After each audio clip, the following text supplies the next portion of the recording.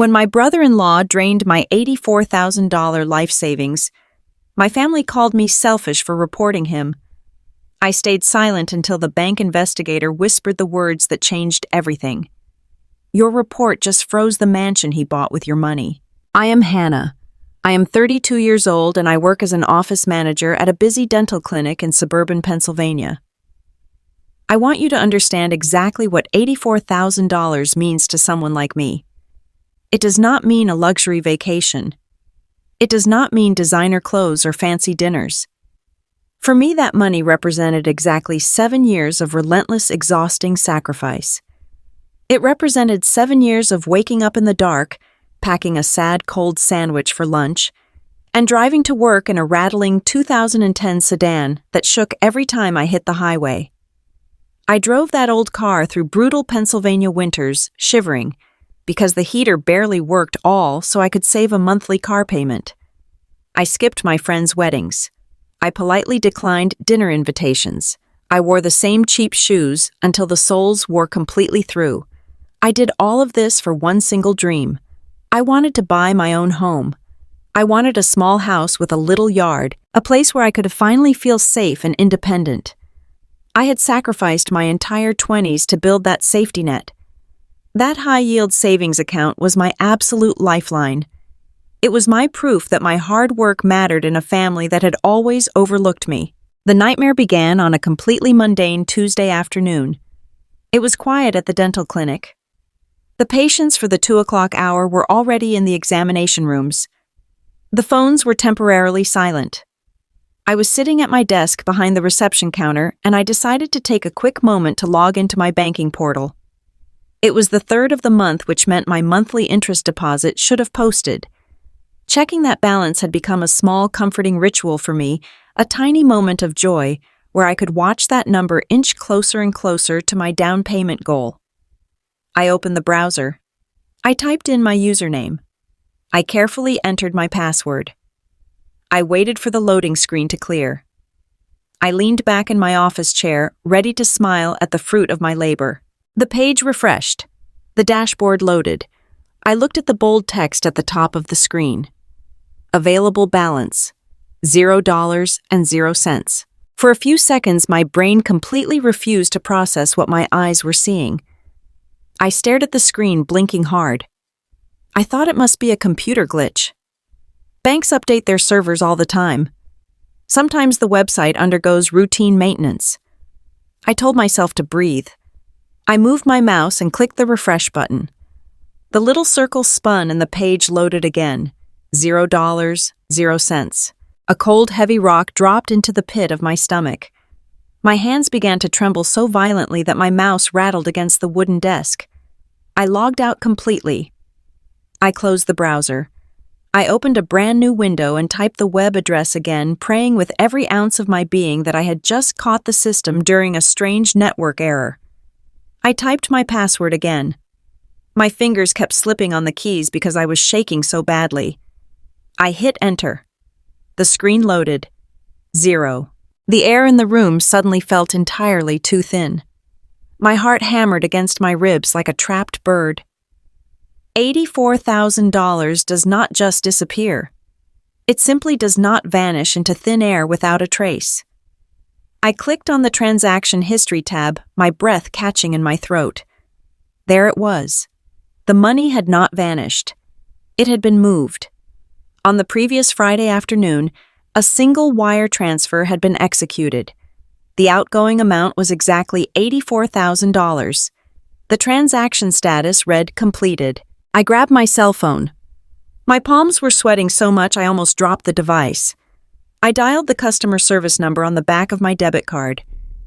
I navigated the endless automated voice prompts, pressing 0 repeatedly, begging the machine to connect me to a human being. The hold music played. It was a cheerful, upbeat jazz tune that felt like a cruel, sick joke against the sheer panic tearing through my chest. I waited for 10 agonizing minutes. Every single second felt like an hour. Finally, a representative answered the line. I gave him my name. I gave him my account number. My voice was cracking, rising in pitch as I tried to explain that my entire life savings was gone. I told him my account had been compromised by a hacker. I begged him to reverse the transaction immediately. The representative put me on a brief hold to review my file. When he came back on the line, his tone was entirely different. It was firm, corporate, and completely devoid of sympathy. Ma'as, and the representative said, I am looking at the wire transfer right now. This transaction was not initiated by a hacker. It was authorized using your exact login credentials. The transfer was validated using your secure digital signature, and it was approved through the two-factor authentication app installed on your trusted mobile device. I gripped the edge of my desk, my knuckles turning white. I told him that was impossible. I told him I never authorized a wire transfer. I never received a two-factor authentication prompt on my phone. I demanded he tell me where the money went. I needed to know who stole my life. He hesitated, citing privacy protocols, but I pushed harder. I told him I was driving to the police station right that very second if he did not give me the destination of those stolen funds. Finally, he relented. The funds were wired to a commercial business account, he said. The receiving entity is listed as Sutton Estates, LLC. Sutton Estates, LLC. The name echoed in my ears. The blind panic that had been suffocating me instantly evaporated, replaced by a wave of absolute freezing horror. I knew that name. I knew it very well. Sutton Estates, LLC, was the real estate flipping company owned by my brother-in-law Bradley. Bradley, the man who had married my older sister Jessica 5 years ago. The man who stood in my parents' kitchen every Thanksgiving and bragged about his massive commercial deals, his luxury cars, his incredible success. The man who always looked at me with a condescending smirk, mocking my cheap car and my frugal lifestyle. The pieces of the puzzle began to slam together with sickening clarity. A month ago, Bradley had come over to my small apartment. He told my family he was doing me a huge favor. He offered to help me file my taxes, claiming his expensive professional accounting software would maximize my return. I trusted him. He was my sister's husband. He sat at my tiny kitchen table drinking the coffee I made for him. He asked me to log into my bank portal to download my tax documents. I sat right next to him and typed my password while he watched the keyboard. Later, he told me the software required additional identity verification. He casually asked for my mother's maiden name and the street I grew up on. I gave him the answers without a second thought. But how did he bypass the security prompts on my phone? Then I remembered. While we were working, he told me his phone battery had died. He asked if he could borrow my phone to send a quick text to my sister Jessica to tell her he would be late for dinner. I handed him my unlocked phone and walked into the kitchen to get us some water. I left him alone with my unlocked phone for 3 minutes. 3 minutes was all he needed. He must have set up a secondary trusted device or approved the wire transfer authorization right then and there. He did not hack me. He conned me. He looked me in the eye, drank my coffee, and methodically set up the theft of my entire future. I sat in my office chair, staring blankly at the wall. The depth of the betrayal was completely paralyzing. This was not a stranger on the internet. This was a man who sat beside me at church. This was a man my parents absolutely adored. He had carefully memorized my credentials, waited for the perfect moment on a Friday afternoon when banks closed for the weekend, and drained the account I had spent 7 years bleeding for. He took the money I needed for my home and funneled it directly into his real estate business. Before I dialed his number, I sat in the deafening silence of the dental clinic and let the reality of my family dynamic wash over me. This was not just about Bradley. This was about my entire family. My parents, Robert and Susan, had always worshipped the ground Bradley walked on. From the moment Jessica brought him home, he was the son they never had. He was flashy, he was loud, and he bought them expensive dinners. My parents constantly compared us. They would look at my modest life, my practical job, my careful savings, and shake their heads.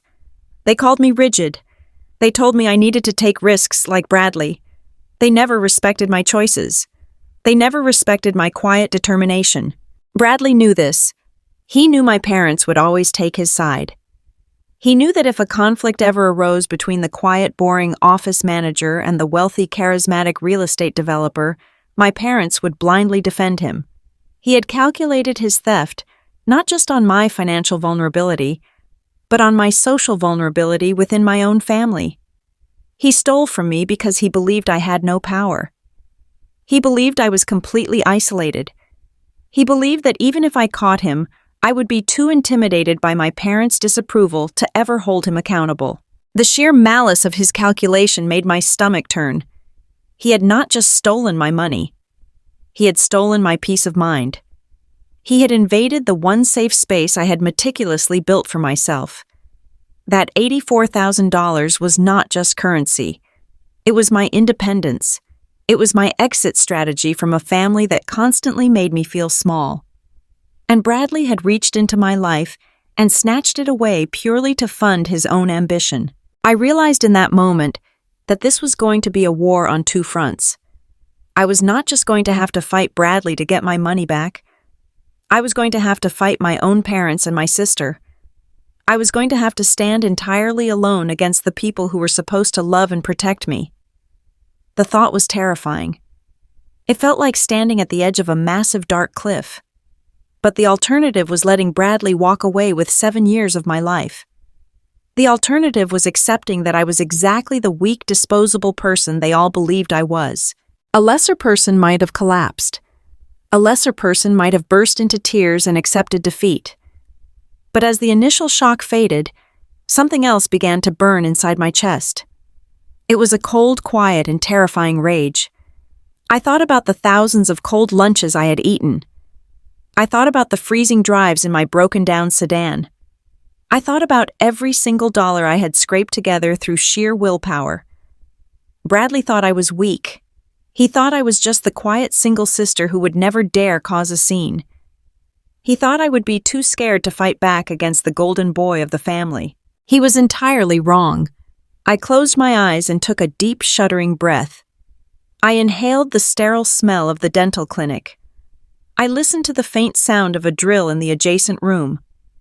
I grounded myself in the reality of the present moment. I was not a victim. I was the rightful owner of $84,000, and I was going to get every single penny back no matter what it cost my family's precious reputation. I opened my eyes. I did not cry. I did not scream. I slowly hung up the phone with the bank representative. I picked up my cell phone, opened my contacts, and scrolled through my list. I bypassed my mother. I bypassed my sister. I went straight to the man who had orchestrated my ruin. My hands were no longer shaking.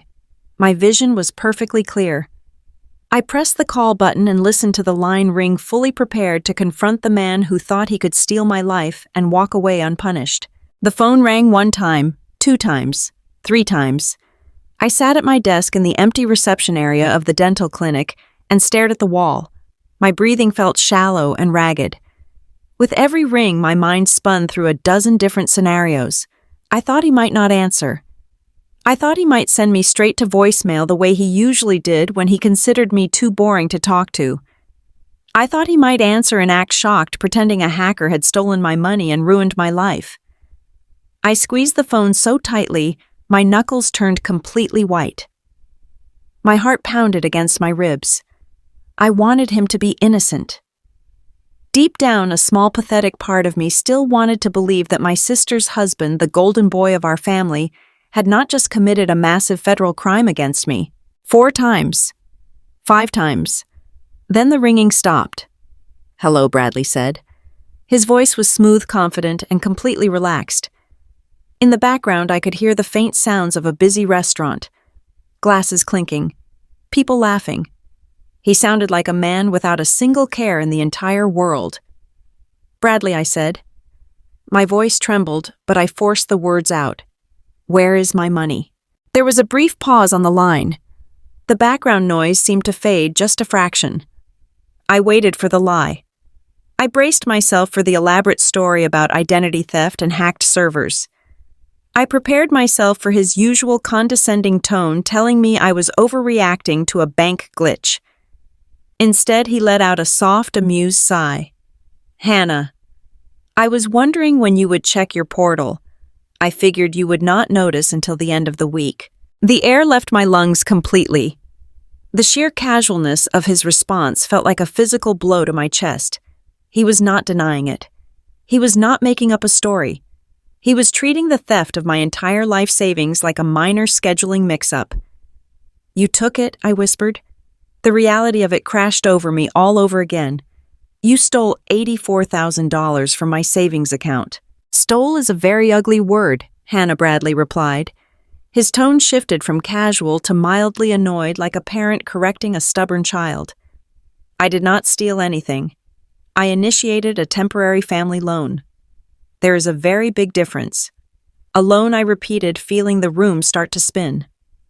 "You logged into my private bank account and drained every single cent I have saved for the last 7 years. You were not using it, Hannah," he said smoothly.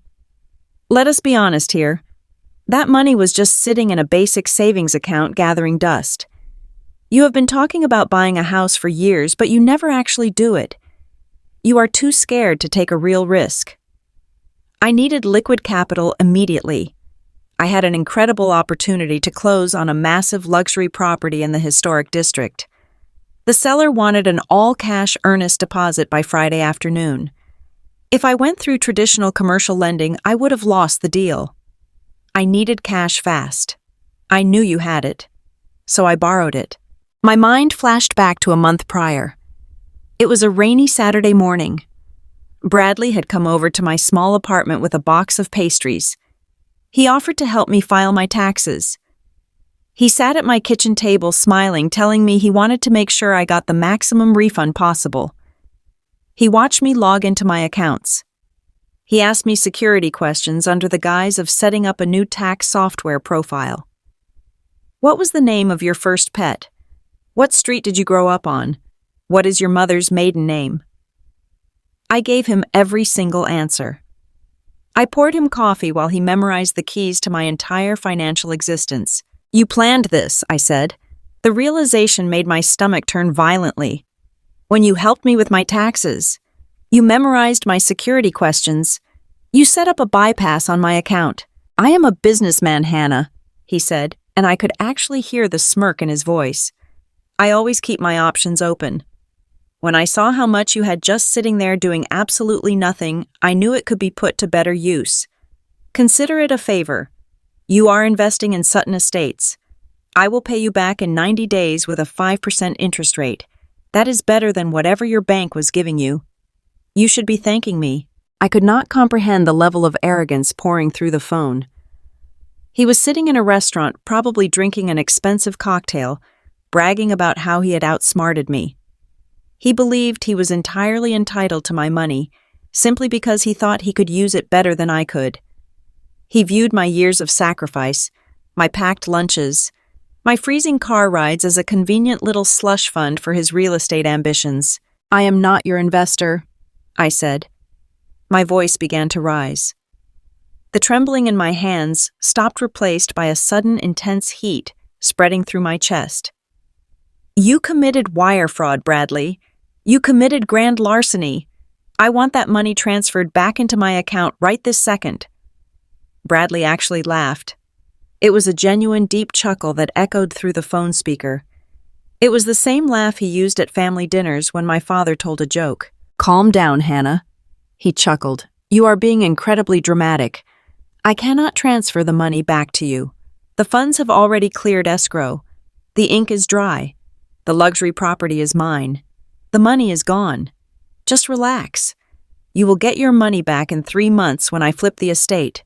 Do not make a huge deal out of nothing." "Nothing," I gasped. "It is everything I have." "It is a temporary transfer of family wealth," Bradley corrected smoothly. "Jessica knows about it. Your parents know I am expanding the business. Everyone is thrilled for us.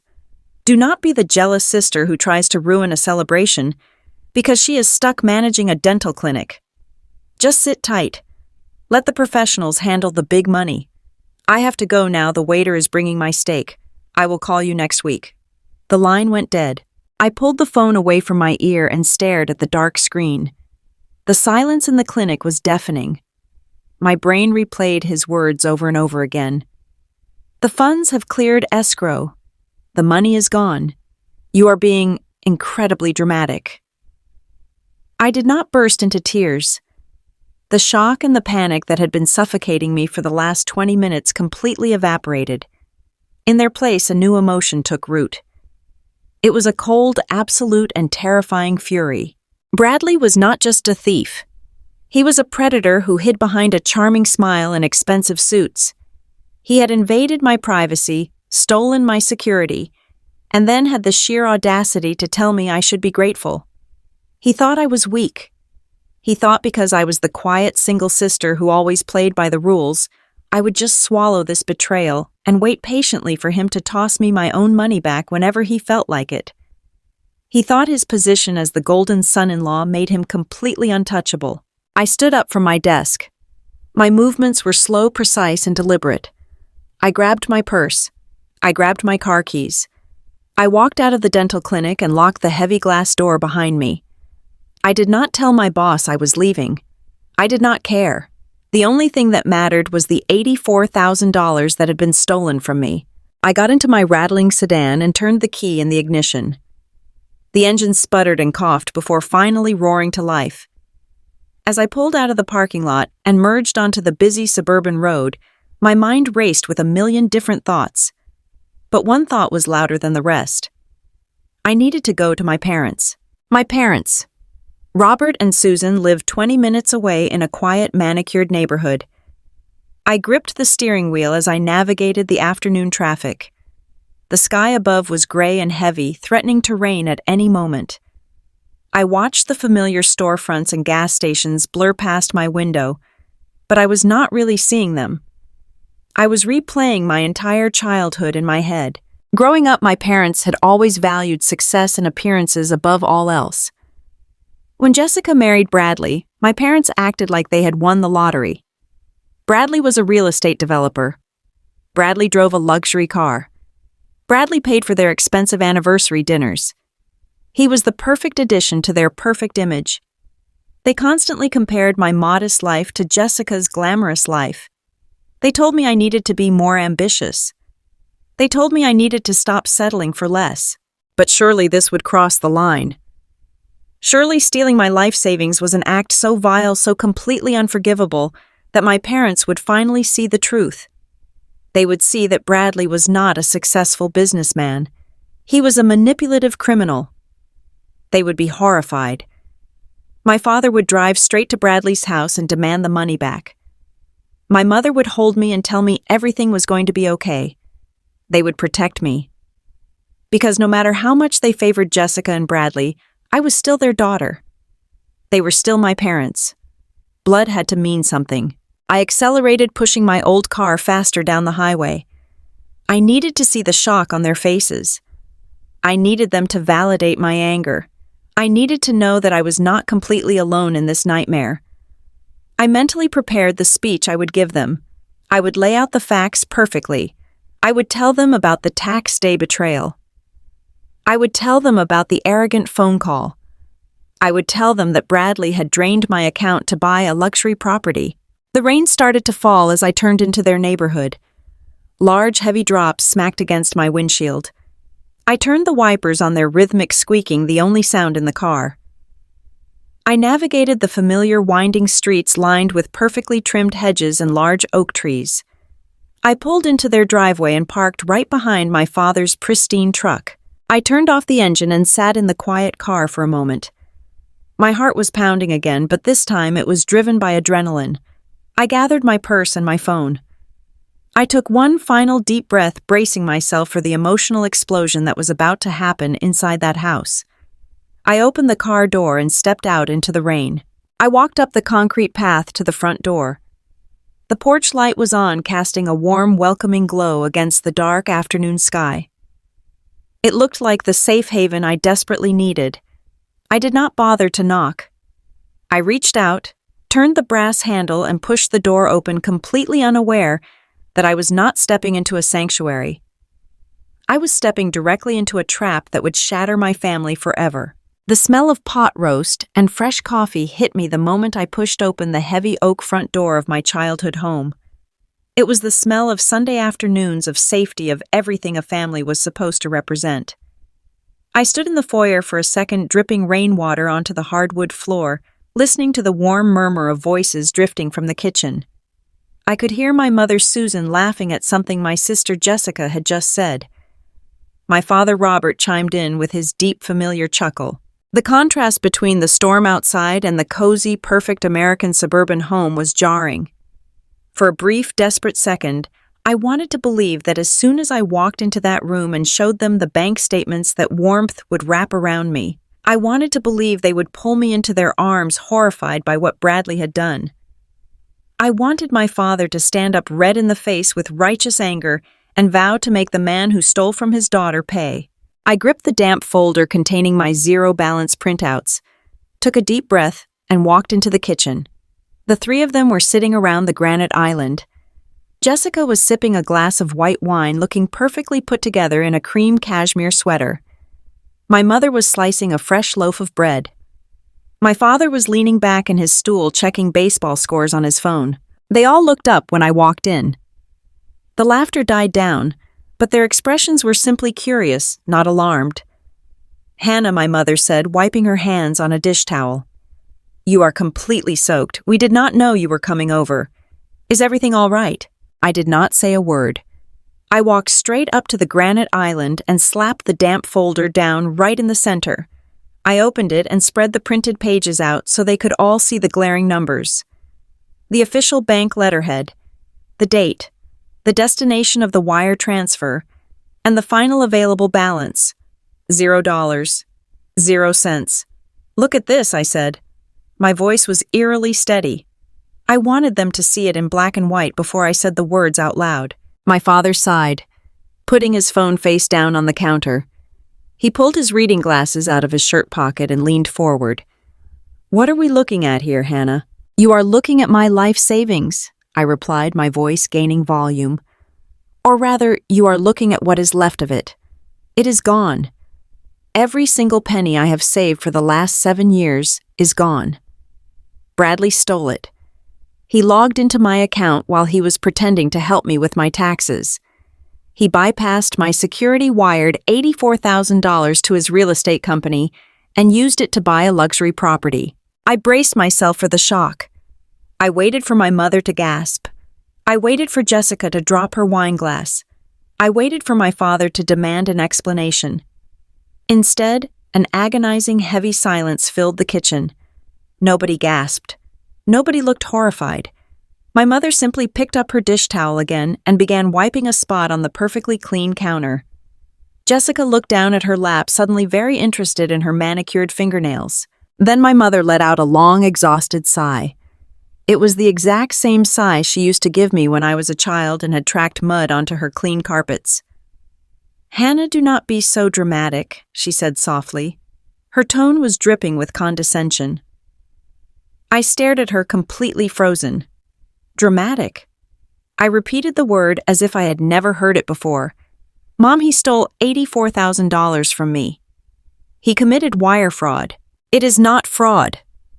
"Hannah," my mother replied, looking me directly in the eye with a terrifying calmness. "He told us he was going to borrow some capital from your account. It is a family loan. Bradley is family. He is building a future for Jessica and your nephews. You know how hard he works to provide for them. Sometimes business requires moving assets around quickly." The floor beneath me felt like it was crumbling. I looked at her, searching her face for any sign that she was joking. There was none. She was defending him. She knew.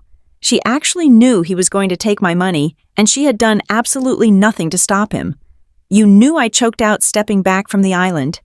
"You knew he was going to drain my account, and you did not even warn me." My father crossed his massive arms over his chest, his expression hardening.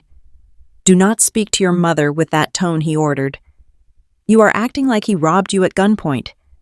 He is going to pay you back with interest. It is a temporary transfer." "Temporary," I yelled, finally losing my grip on my composure. It took me 7 years to save that money. I packed my lunch every day. I drove a car with no heater. I wore cheap clothes. That was for my house. That was for my future. He had no right to touch it. My father rolled his eyes, a gesture of absolute dismissal that cut deeper than any insult. "Let us be realistic here, Hannah," he said, his voice dropping into a patronizing lecture. "You are single. You do not need a house right now. What is a single woman going to do with a 4-bedroom house anyway? You do not have a husband. You do not have children. Bradley and Jessica have a family to raise. They have boys who need space. They are building generational wealth. You are being incredibly selfish trying to ruin his big deal just because you want to play house all by yourself." The sheer psychological weight of his words slammed into me. Selfish. I was the one who had worked 60-hour weeks. I was the one who had sacrificed every small luxury. I was the victim of a federal crime. Yet standing in my parents' kitchen, I was being painted as the villain because I wanted to keep the money I had earned. I turned to Jessica. She was my sister. We had shared a room for 10 years. Surely she could see how insane this was. "Jessica," I pleaded, my voice breaking. Tell them he cannot do this. He stole from me. Your husband is a thief." Jessica finally looked up. Her eyes were brimming with tears, but they were not tears of guilt or sympathy. They were the weaponized tears of a golden child who felt her spotlight was being threatened. "How can you say that about him?" Jessica cried, her lower lip trembling perfectly. "How can you be so cruel? Bradley is working himself to death to give me and the boys a good life. He has been under so much stress with this new development project. He needed liquidity to secure the property. He told me you would not mind because you are not even using the money. You just hoard it. I am not using it because I was saving for a down payment." I screamed, my hands pulling at my own hair. "It is my money. It does not belong to you or him." Jessica let out a loud sob and buried her face in her hands. "You are just jealous," she wailed through her fingers. "You have always been jealous of me. You are jealous that I have a husband who provides. You are jealous that I have children and a beautiful life. You just want to ruin this for us. You want to sabotage my happiness because you are miserable and alone." My mother rushed around the island and wrapped her arms around Jessica, stroking her blonde hair and shooting me a look of absolute disgust. "See what you have done?" my mother snapped at me. "You have upset your sister. She is dealing with 2 toddlers and a busy husband, and you come in here screaming about money. Money is not more important than family, Hannah." "But it is his money," I countered, my voice dropping to a harsh whisper. "When it is his money, it is business. When it is my money, it is suddenly family property that anyone can take whenever they want." "You are being greedy," my father said, standing up from his stool and towering over me. "I raised you girls to help each other. When your sister needs help, you help her. Bradley is making an investment that will pay off for everyone. If you go running to the bank and make a mess of this, you are going to ruin his reputation. You are going to ruin this family. We will not allow you to destroy his career over a simple misunderstanding." "It is not a misunderstanding," I said, staring directly into my father's eyes. "It is grand larceny." My father pointed a thick finger at my face. "You listen to me," he warned, his voice low and dangerous. "You will go home. You will calm down. You will wait the 90 days for Bradley to finish flipping this estate, and you will accept the check he gives you. If you cause a scene over this, if you try to embarrass him or this family, you will regret it. We will not support you. We will not stand by you. You will be entirely on your own." The kitchen went dead silent again, save for Jessica's dramatic sniffling against my mother's shoulder. I stood there, rooted to the hardwood floor, feeling as though all the air had been sucked out of the room.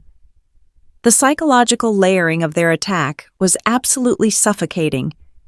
In the span of 10 minutes, they had completely rewritten reality. They had turned a calculated predatory theft into an act of family loyalty. They had turned my desperate plea for help into an attack on my sister's happiness. They had taken my years of hard work, my careful saving, my dreams of independence, and reduced them to a selfish, greedy tantrum. I looked at my mother, who was glaring at me like I was a stranger who had broken into her home. I looked at my father, who was standing tall, ready to defend a criminal over his own flesh and blood. I looked at my sister, who was hiding behind her tears, perfectly comfortable, letting her husband steal my future so she could have a bigger backyard. I realized something in that exact moment. It was a realization so cold and sharp that it stopped my tears from falling completely. To them, my life did not matter. My security did not matter. My happiness, my independence, my future, none of it held any value in this house. I was not a daughter. I was not a sister. I was a resource. I was a battery pack to be drained whenever the golden couple needed a little extra power. They did not care if I drove a freezing car. They did not care if I lived in a tiny apartment.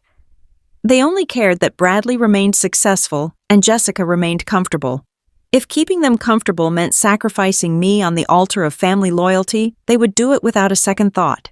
The desperation I had felt when I walked through the front door completely vanished.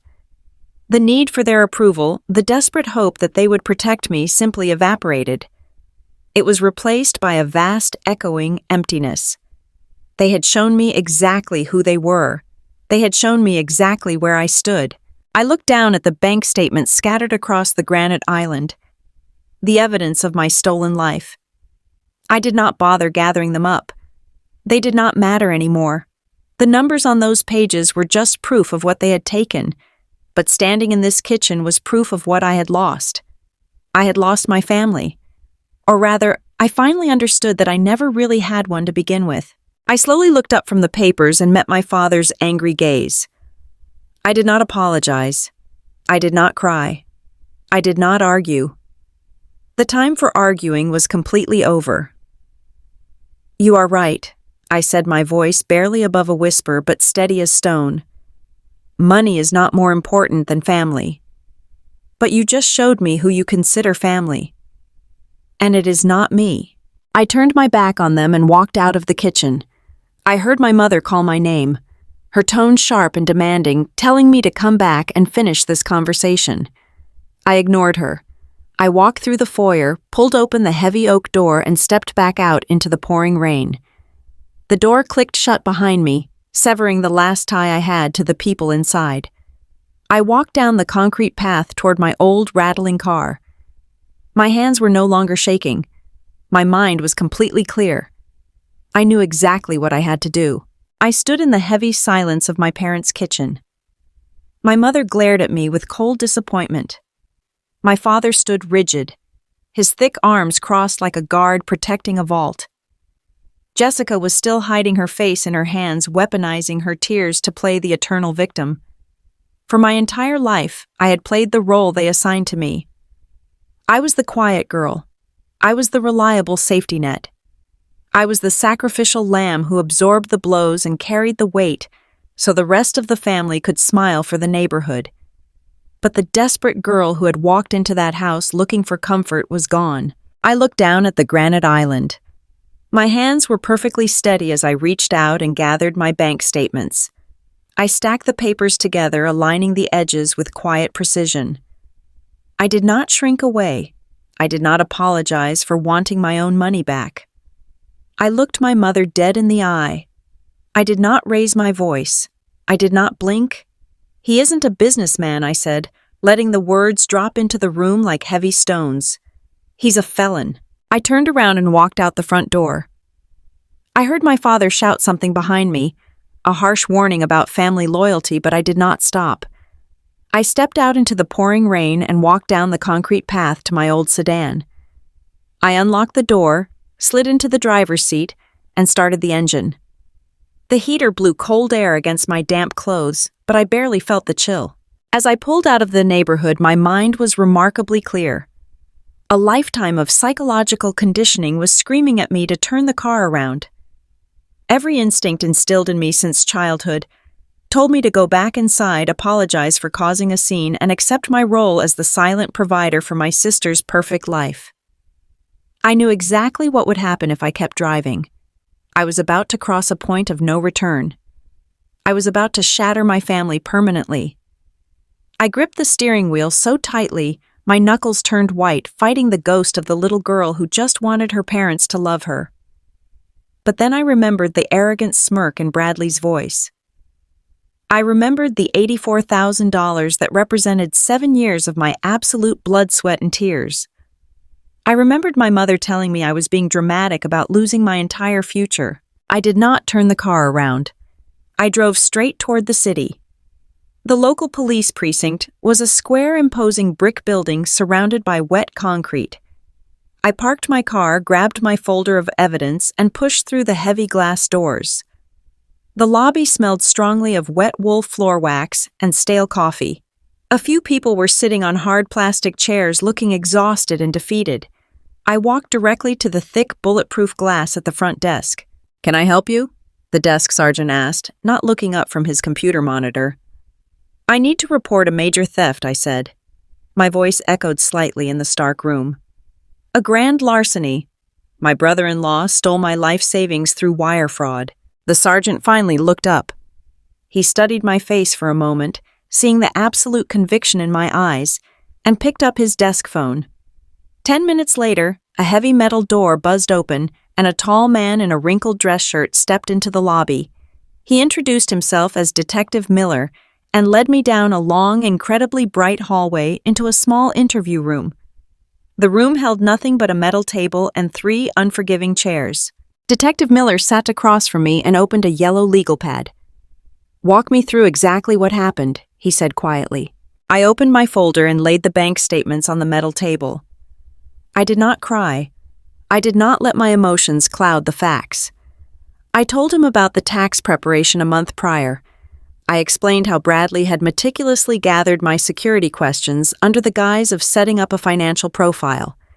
I detailed the 3 minutes I had left him alone with my unlocked mobile phone. Finally, I pointed to the printed transaction record showing the $84,000 wire transfer to Sutton Estates, LLC. Detective Miller stopped writing and looked at the bank statement. His expression was serious and focused. When my family looked at these papers, they saw a harmless family loan. When the detective looked at them, he saw a severe felony. "Did you authorize this transfer in any capacity?" the detective asked, his pen hovering over the legal pad. "Did you sign any loan agreements or give verbal consent for him to move these funds?" "No," I answered firmly. "I never gave him permission." He admitted on the phone today that he bypassed my security to take the money for a real estate closing. He called it a temporary family loan, but I never agreed to it. The detective nodded slowly. He did not dismiss me. He did not tell me I was being dramatic or selfish. Taking funds without explicit authorization by bypassing digital security is wire fraud, he explained. The amount makes it grand larceny.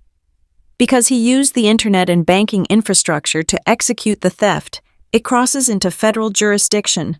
This is not a family dispute, Hannah. This is a major financial crime. Are you fully prepared to press criminal charges against your brother-in-law? I thought about my parents sitting in their warm kitchen defending the man who robbed me. I thought about Jessica crying over her precious backyard while my bank account sat at 0. Yes, I said without a single ounce of hesitation. I want to press charges. The detective spent the next hour taking my official sworn statement.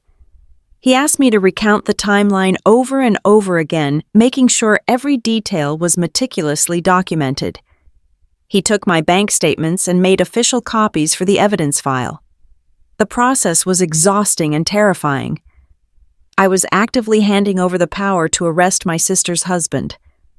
But with every question I answered, the heavy burden of my family's expectations began to lift from my shoulders. I was finally standing up for myself. When we finished, Detective Miller handed me a business card with a case number written on the back. "We will open an active investigation on our end," he told me. "But because this involves a significant wire transfer across banking networks, you need to go directly to your bank's regional fraud division right now. You have to file a federal identity theft and fraud affidavit with them. They have the power to track exactly where that money went and freeze the receiving accounts." I thanked him, walked back out into the pouring rain, and got into my car. The fear in my chest was slowly being replaced by a powerful driving momentum. I was no longer waiting for someone to rescue me. I was executing my own rescue mission. I drove across town to the regional headquarters of my bank. It was a massive tower of glass and steel that looked intimidating and cold against the gray sky. I parked in the visitor garage and took the elevator up to the security and fraud department on the 12th floor. The environment here was completely different from the gritty police precinct. It was hushed, sterile, and deeply corporate. I approached the receptionist, presented my identification, and gave her the police case number Detective Miller had written down for me. I was quickly escorted into a sleek conference room overlooking the city. A few minutes later, a senior bank fraud investigator walked in. He was a sharp-focused man who introduced himself as Agent Thomas. He carried a thick stack of paperwork and a digital recording device. Agent Thomas did not waste time with pleasantries. He asked for my identification again, verified my account numbers, and reviewed the police report.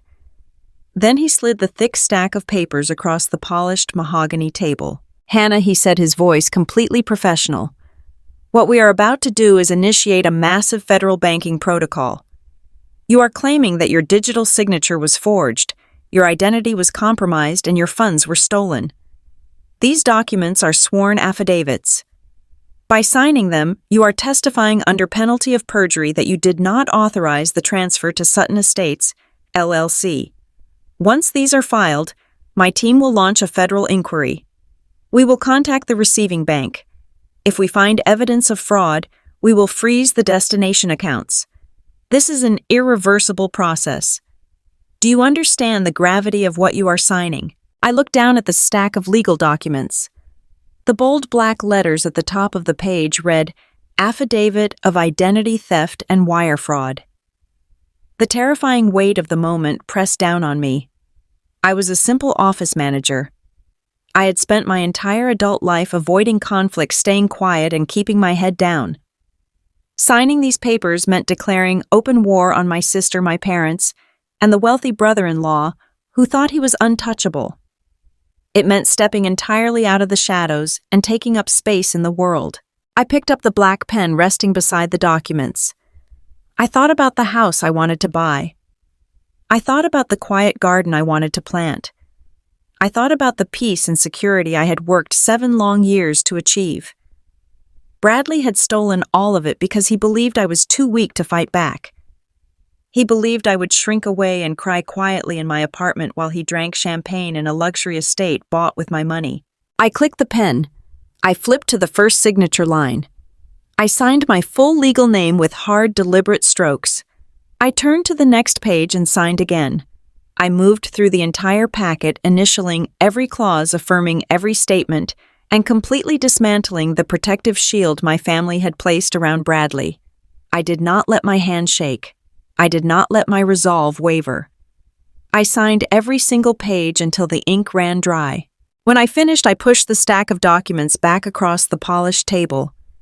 Agent Thomas picked them up, reviewing each signature with a careful eye. He nodded once in satisfaction.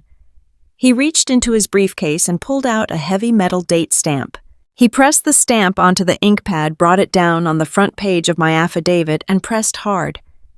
The loud, sharp clack of the stamp echoing in the quiet conference room was the most beautiful sound I had ever heard. It sounded like chains finally breaking. "The affidavit is officially filed," Agent Thomas said, gathering the papers into a secure folder. "My team is taking over the investigation immediately.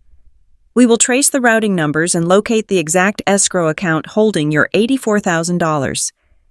I need you to understand something very important, Hannah. Do not communicate with your brother-in-law. Do not warn your family. Let them believe they have won. The element of surprise is our greatest weapon right now." I nodded, feeling a cold, satisfying wave of justice wash over me. I stood up, shook his hand, and walked out of the towering bank building. The rain had finally stopped.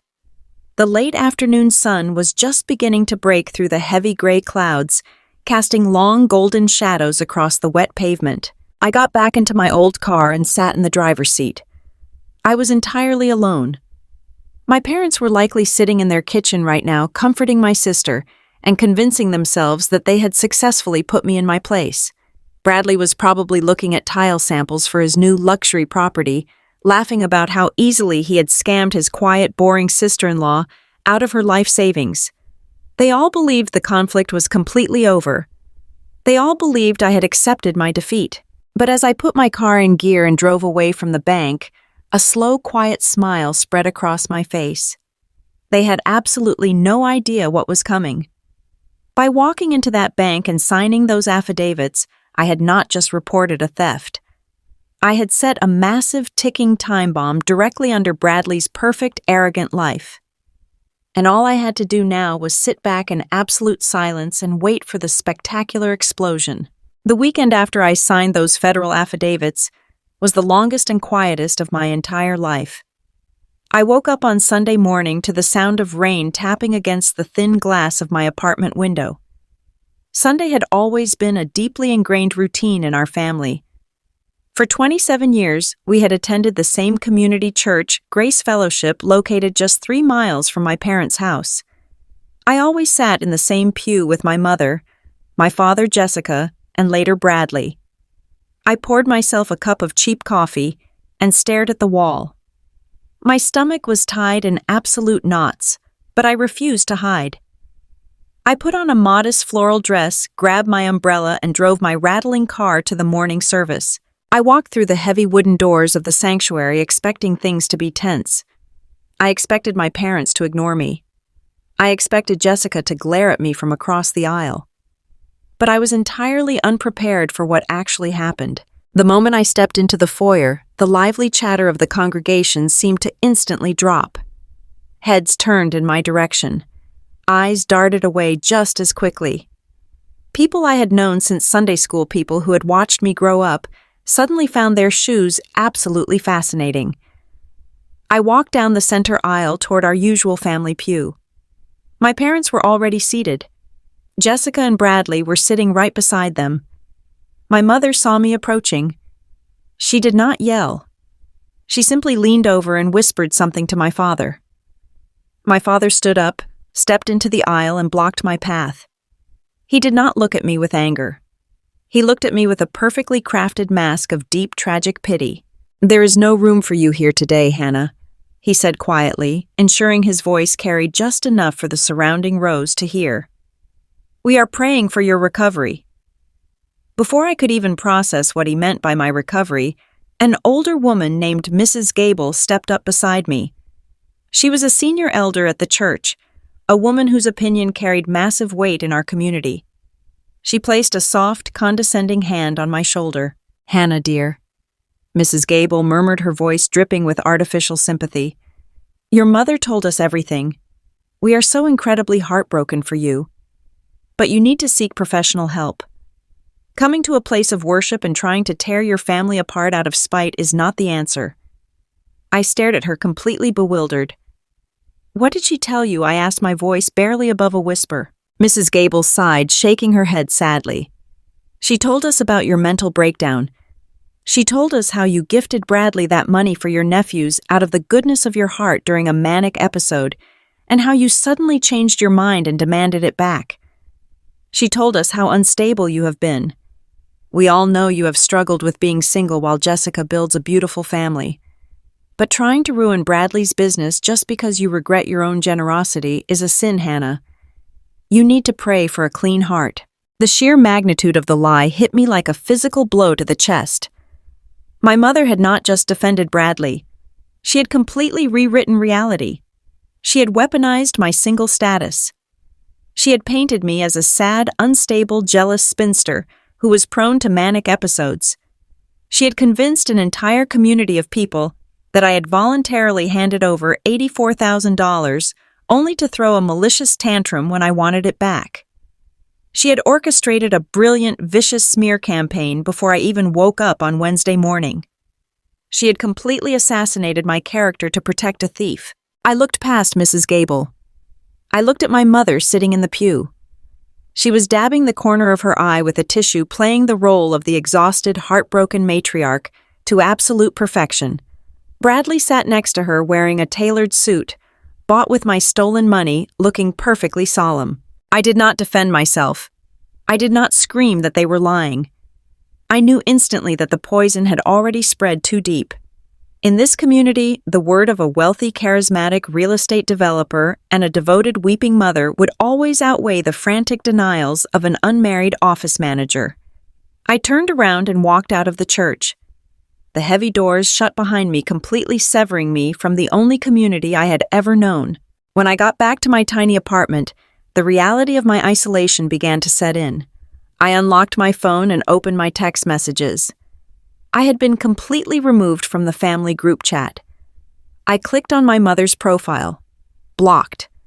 I clicked on my father's profile. Blocked. Jessica had not just blocked me. She had posted a public status on her social media. I pulled it up on my laptop. It was a picture of her, Bradley, and their 2 boys standing in front of their stolen luxury estate. The caption read, "Building a beautiful future for our boys despite the darkness in the world." Sometimes the most toxic people in your life share your blood. We are choosing peace, choosing our family, and praying for those who are consumed by jealousy and mental illness. The comments beneath the photo were sickening. Dozens of extended family members, cousins, aunts, and family friends were leaving messages of support. Aunt Linda wrote, "Stay strong, Jessica. We all know Hannah has always been difficult." Another cousin wrote, "God protects the righteous. Keep building your dream life." They were rallying around a criminal. They were comforting the people who had robbed me blind. Later that afternoon, I realized the extent of my erasure. My nephew Oliver was turning 6 years old the following weekend. I had spent the last 2 months planning his gift. I had painstakingly saved small amounts from my grocery budget to buy him the exact bicycle he wanted. I checked my email. There was a formal cold message from Jessica. "Hannah, due to your recent erratic behavior and your malicious attempts to ruin my husband's career, you are no longer welcome at Oliver's birthday party. We cannot have that kind of toxic instability around our children. Do not contact us." I closed my laptop. I sat on my cheap, sagging, second-hand couch and looked around my apartment. The faucet in the kitchen sink had a slow, rhythmic drip that I could not afford to fix. The carpet was stained and worn. The walls were painted a dull, depressing beige. For 7 years, I had accepted this poverty. I had embraced it. I had convinced myself that every single sacrifice was worth it, because it was bringing me one step closer to my own home. I had lived like a ghost so I could save $84,000. And now I was sitting in the exact same worn-out apartment, but the money was gone. My family was gone. My reputation was completely destroyed. I was the villain in a story where I was the only actual victim. The emotional toll was incredibly heavy. It felt as though someone had carved a hollow space right in the center of my chest. I pulled my knees to my face and I finally cried. I cried for the little girl who just wanted her mother to look at her the way she looked at Jessica.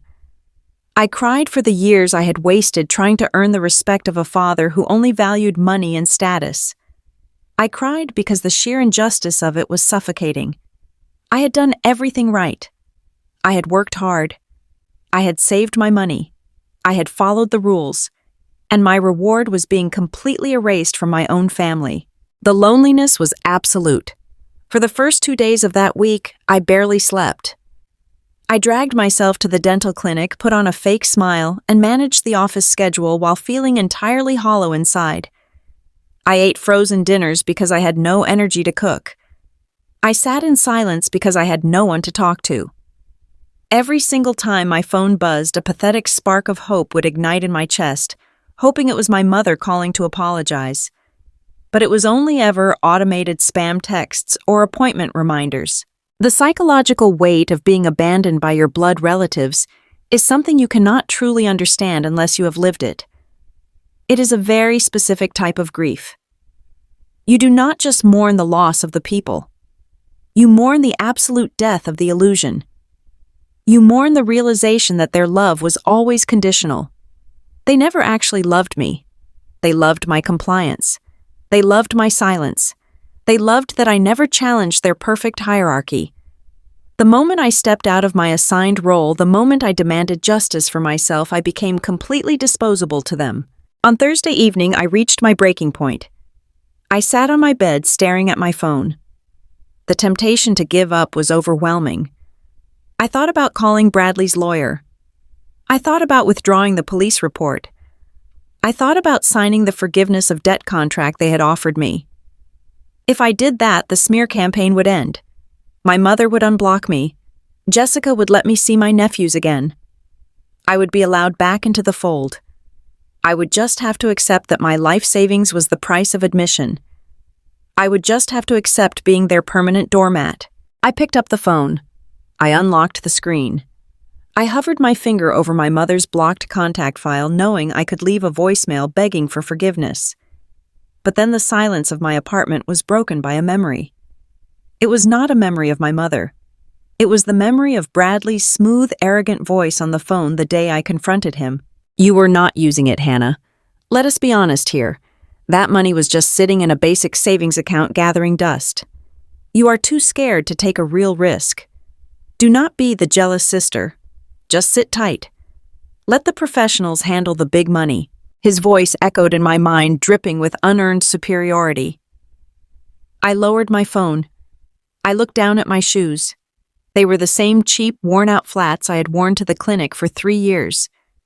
I thought about the winter mornings scraping ice off my windshield in the dark. I thought about the exhaustion in my bones after working a 60-hour week. I thought about the incredible discipline it took to save $84,000 on an office manager's salary. Bradley did not know the first thing about hard work. He was a fraud who built his entire life on borrowed money, slick lies, and stolen capital. He thought he was a professional, but he was nothing more than a parasite. And my parents were perfectly happy to let him feed on me. The tears finally stopped. The crushing weight of the grief began to evaporate. It was instantly replaced by a brilliant, burning resolve. They wanted me to be the crazy, unstable sister. They wanted to paint me as the villain. I decided right then and there that I was perfectly fine with being their villain as long as it meant getting my justice. I put my phone down on the nightstand. I stood up and walked into my small kitchen. I tightened the dripping faucet. I made myself a real dinner. I stopped wishing for an apology that was never going to come. The smear campaign was designed to break me, but all it did was completely sever the emotional chains that had kept me bound to them for 32 years. I no longer cared what the church congregation thought of me. I no longer cared what Aunt Linda posted on social media. They were living in a fantasy world crafted by a manipulative mother and a criminal brother-in-law. I was living in reality. And in reality, I had federal banking investigators and the local police department methodically building an ironclad case against the man they worshipped. I realized that the absolute worst thing I could do to Bradley was exactly what Agent Thomas had instructed me to do. I had to remain completely silent. I had to disappear into the background just like they had always forced me to do. I had to let them believe that their smear campaign had worked.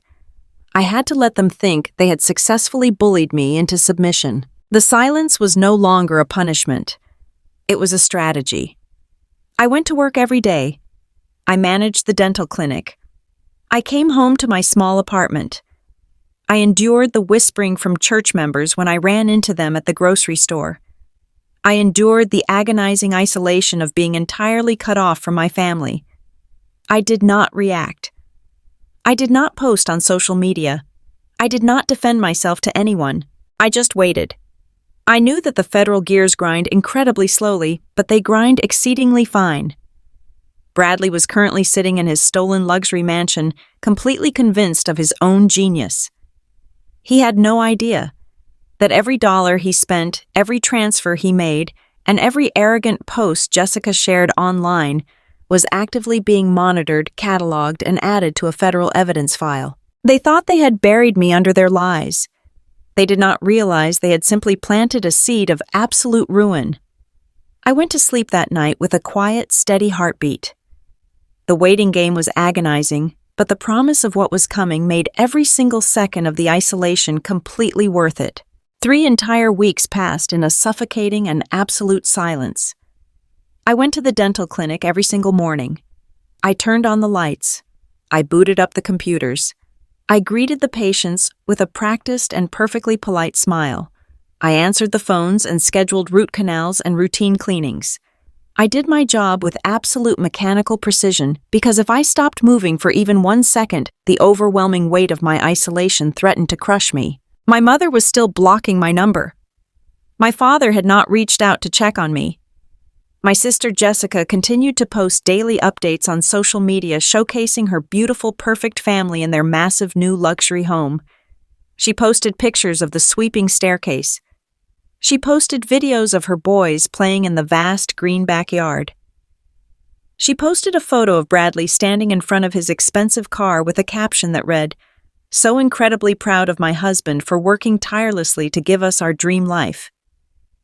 Every single brick of that house, every blade of grass in that yard was funded by my stolen future. But to the rest of the world, and especially to our church community, they were the model of American success. I was just the bitter, unstable sister who had suffered a mental breakdown and tried to ruin their joy. I endured the quiet whispers when I went to the grocery store. I felt the judgmental stares from people who had known me my entire life. I ate my dinners alone in my cramped, worn-out apartment. I listened to the dripping kitchen faucet. I looked at the stained carpet. I reminded myself every single night that justice requires infinite patience. I had handed the truth over to the federal investigators. I just had to wait for the gears of the law to finally turn. That agonizing waiting period completely shattered on a rainy Thursday afternoon. I was sitting at my desk at the clinic sorting through a stack of insurance claims when my cell phone buzzed. I glanced at the screen. It was an unlisted number. A sharp jolt of adrenaline hit my chest. I quickly stood up, grabbed my phone, and walked down the hallway into an empty consultation room. I locked the heavy wooden door behind me to ensure nobody could hear my conversation. I took a deep breath and answered the call. "Hannah," a voice said. It was Agent Thomas, the senior fraud investigator from the bank. "Yes, I am here," I replied. My voice was steady, but my heart was hammering violently against my ribs. "Do you have an update on my case?" Agent Thomas let out a long, heavy breath. His tone was completely different from our first meeting in that sterile high-rise conference room. The corporate detachment was gone. In its place was the sharp, focused intensity of an investigator who had just uncovered a massive, sprawling crime scene. "Hannah, I need you to sit down and listen very carefully to what my team has just discovered," Agent Thomas said. "We initiated the forensic trace on your $84,000 the moment you signed those affidavits. We pulled the digital logs. We tracked the routing numbers. And we subpoenaed the internal security records regarding the exact moment that wire transfer was approved." I sat down in the leather patient chair. "What did you find?" I asked. "Did he really bypass the two-factor authentication just by borrowing my phone?" "He did borrow your phone to initiate the transfer," Agent Thomas explained. "But a wire transfer of that magnitude, especially to a commercial holding company, triggers an automatic secondary security protocol. Our fraud algorithms immediately flagged the transaction as highly unusual for your account history.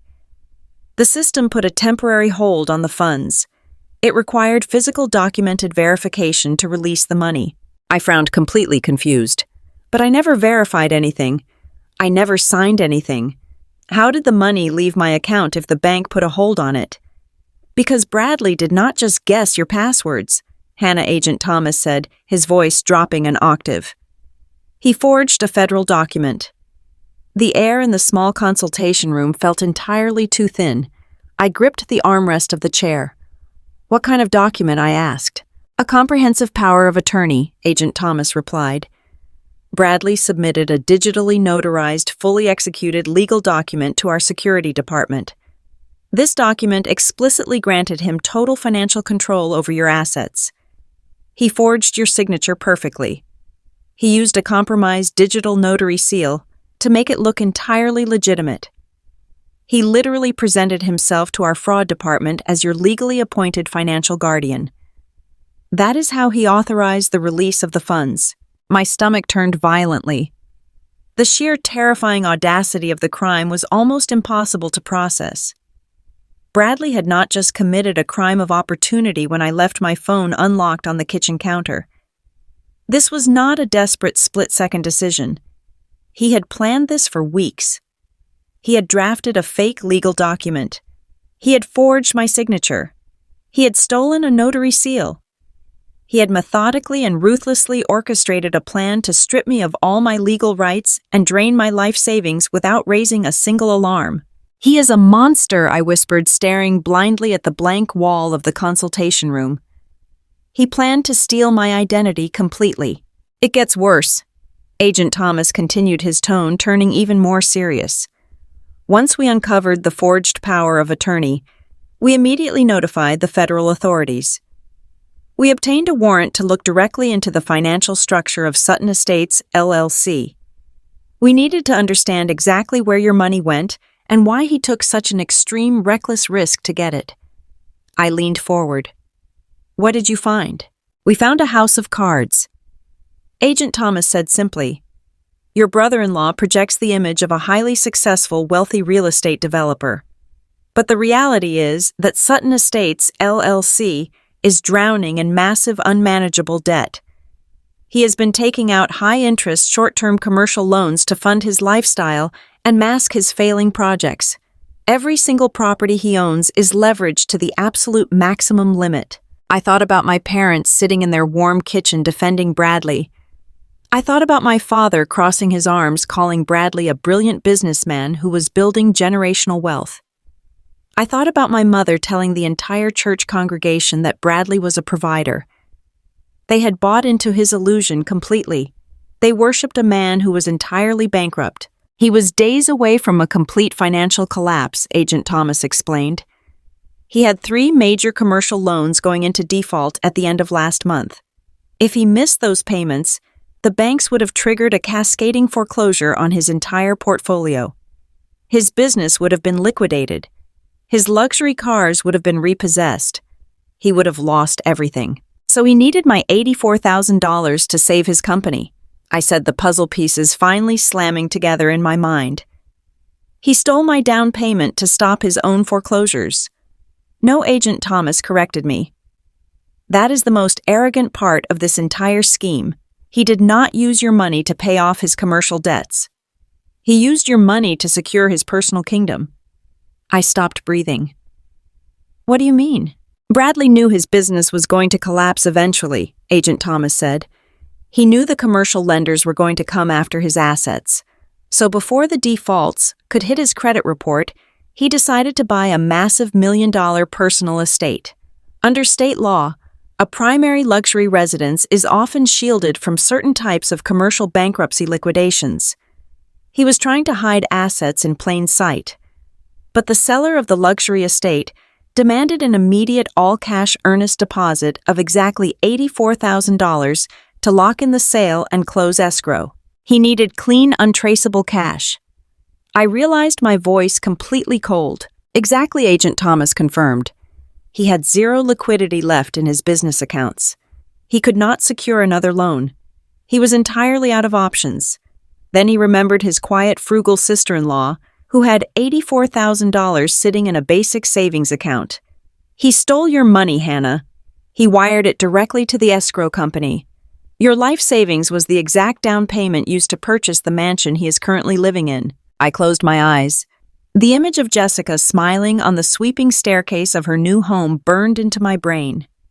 The grand foyer, the massive backyard, the lavish lifestyle my parents were so incredibly proud of. It was all built on a foundation of absolute fraud. My parents had told me I was selfish for wanting to keep my own money. They had told me I was trying to ruin Bradley's success out of spite. They had thrown me away to protect a man who had used my stolen future to buy himself a fraudulent castle. "Because your specific funds were used to directly secure the property," Agent Thomas continued, "the legal dynamics of this case have completely shifted. This is no longer just a case of wire fraud or identity theft. We now have a direct documented forensic link between a federal crime and a tangible real estate asset." "What does that mean for the house?" I asked. "It means we have the authority to freeze it," Agent Thomas stated. "The federal authorities are preparing to execute a civil asset forfeiture. Because the down payment was made with stolen funds acquired through a forged power of attorney, the deed to that estate is legally compromised. Bradley thinks he outsmarted the system. He thinks he successfully hid his wealth in a luxury home. He has absolutely no idea that he just handed the federal government the exact key they need to seize the entire property. A sharp electric thrill shot down my spine. For the first time in weeks, the heavy burden of my family's betrayal felt completely irrelevant. My parents could tell the church whatever lies they wanted. Jessica could post 100 more pictures of her stolen lifestyle. None of it mattered. The truth was currently sitting in a federal file, and it was absolutely devastating. "When do you freeze the house?" I asked, my grip on the phone tightening. "We are finalizing the federal warrants this week," Agent Thomas replied. "We are also building the criminal indictment for the power of attorney forgery. This is a very delicate phase of the investigation, Hannah. We are monitoring all of his commercial accounts. We are tracking his communications. But the most important element of this operation is complete and absolute secrecy." "I understand," I said quickly. "I have not spoken to him. I have not spoken to anyone in my family." "You must keep it that way," Agent Thomas insisted, his voice stern and commanding. "Bradley is a narcissist. He believes he is the smartest person in any room. Right now, he believes he got away with grand larceny. He believes your police report was a dead end. He believes you are too intimidated by your family to push the issue any further. We need him to stay completely relaxed. We need him to continue operating his business as usual, so he does not attempt to flee or destroy the remaining financial documents in his office." "He thinks I am weak," I said, staring at the locked door of the consultation room. "He thinks I am just a quiet office manager who will eventually give up." "Let him think that," Agent Thomas advised. "Let him bask in his own arrogance. Let your family believe their smear campaign worked. Do not defend yourself. Do not argue with them. Every day that he feels safe is another day we use to tighten the net around his entire life. Maintain absolute silence, Hannah. When the trap finally snaps shut, it is going to destroy everything he has built." I thanked Agent Thomas for his incredible work. I promised him I would not say a single word to anyone. I hung up the phone and stood in the quiet consultation room for a very long time. The silence of my life no longer felt like a punishment. It felt like a loaded weapon. I thought about the sheer cruelty of my mother standing in her kitchen and telling me I was not part of the family if I refused to be a sacrificial lamb for Bradley's ambition. I thought about my father, a man who worshipped the appearance of wealth so deeply that he was willing to protect a thief over his own daughter. I thought about Jessica weeping fake tears and accusing me of jealousy, perfectly content to live in a mansion bought with the money I had saved by freezing in my broken car for 7 years. They had all chosen their side. They had aligned themselves with a fraud, a forger, and a felon. They had built their entire sense of superiority around a man who was nothing more than a desperate criminal wearing an expensive suit. I unlocked the consultation room door and walked back out into the busy dental clinic. The phones were ringing. Patients were waiting at the reception desk. My coworkers were rushing down the hallways. I stepped back behind my desk and logged into the scheduling computer. I smiled at the patient standing in front of me. I asked for their insurance card. I booked their next appointment. I went back to being the quiet, reliable, and visible office manager that everyone expected me to be. But inside, everything had permanently changed. I was no longer grieving the loss of my family. I was no longer hurt by their vicious rumors. The smear campaign at the church meant absolutely nothing to me now. They were living in a temporary fantasy. I was living in the reality of federal indictments and civil asset forfeitures. I went home to my small apartment that evening and I did not cry. I did not look at my empty bank account. I made a cup of tea, sat by the window, and watched the rain fall over the city. I felt an incredible, profound sense of peace. Bradley had stolen my money because he thought he was untouchable. He had forged my signature because he believed I was too insignificant to matter. He had manipulated my parents because he knew they valued status over integrity. He had constructed an entire empire on a foundation of absolute lies. But as I sat in the quiet dark of my apartment, I knew that his empire was already burning. He just could not see the flames yet. And I was going to follow Agent Thomas's instructions to the exact letter. I was going to stay perfectly, beautifully silent. I was going to let Bradley dig his own grave with his boundless arrogance. I was going to wait in the shadows while the federal investigators built an inescapable cage around his life. The wait would be excruciating. The isolation would continue to be difficult. But I knew that when the silence finally broke, it was going to echo like thunder. Because of my complete radio silence, Bradley truly believed he had won. He assumed that my visit to the local police precinct had hit a dead end. In his arrogant mind, the system was built to protect wealthy real estate developers like him, not modest office managers like me. He thought the police had laughed me out of the building. He thought my family's relentless smear campaign had successfully bullied me into total submission. But predators like Bradley never just walk away when they think they have the upper hand. They have a compulsive need to make sure their victims are completely crushed. They need to see you crawl. They need to own your surrender on paper. That absolute confirmation of his arrogance arrived on a perfectly ordinary Thursday morning at the clinic. The waiting room was completely packed with patients reading magazines and scrolling on their mobile phones. I was standing behind the reception desk verifying insurance billing codes with my lead assistant when the heavy glass front door swung open. A man walked in who clearly did not belong in a suburban dental office. He was wearing a charcoal gray custom-tailored suit, a silk tie, and a pair of polished leather shoes that probably cost more than my monthly rent. He carried a sleek leather briefcase and walked with the unearned confidence of someone who is heavily paid to intimidate people. He completely bypassed the patient sign and sheet and walked directly up to my counter. "Are you Hannah?" he asked. His voice was loud, deliberate, and clearly designed to draw the attention of every single person sitting in the waiting room. "I am," I replied, keeping my voice low and perfectly professional. "Can I help you?"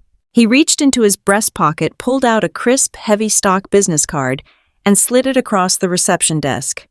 "My name is Gregory Sterling. I am a senior litigator representing Sutton Estates and your brother-in-law, Bradley. We need to have a conversation right now." My heart gave a sudden violent thump against my ribs. Bradley had deliberately sent a high-priced corporate shark directly to my workplace. He wanted to embarrass me in front of my coworkers. He wanted to make me feel small-cornered and entirely powerless in the very place where I earned my living. I could feel the eyes of the patients and my dental assistants burning into the side of my face. The heavy silence in the waiting room was absolutely suffocating. The old Hannah, the girl who had spent her entire life shrinking to accommodate her toxic family, would have panicked. The old Hannah would have apologized for the disruption, lowered her head, and scrambled to appease him. But I was not that woman anymore. I looked at the lawyer, my expression turning to solid ice. "If you are here on behalf of Bradley," I said evenly, "you will have to wait until my lunch break. I have patients to attend to." Gregory Sterling offered a thin, incredibly condescending smile. He leaned his forearms against the high counter. "I highly suggest you take 10 minutes right now, Hannah, unless you want me to read these legal documents out loud in front of your entire staff and all of these lovely people." The threat was blatantly obvious. He was willing to turn my workplace into a circus. I nodded to my lead assistant to cover the desk, stepped out from behind the reception counter, and led the lawyer down the hallway into a private consultation room. I closed the heavy wooden door behind us, cutting off the curious stares of the patients, and turned to face him. "Speak," I said simply. Gregory Sterling opened his expensive briefcase and pulled out a thick stack of legal documents. He tossed them onto the consultation table with a loud, aggressive smack. "Bradley has been incredibly patient with you, Hannah." He began pacing slowly across the small room to assert his dominance.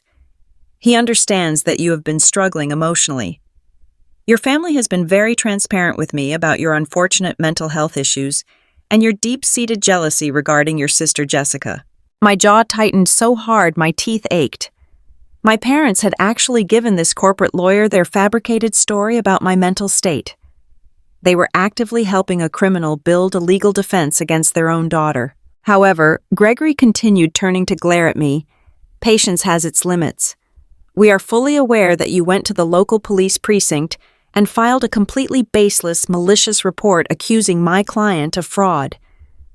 We also know that the local police have not contacted him, which proves they immediately saw through your desperate attempt for attention. But your false accusations constitute severe defamation of character. You are actively attempting to damage the reputation and the livelihood of a prominent real estate developer.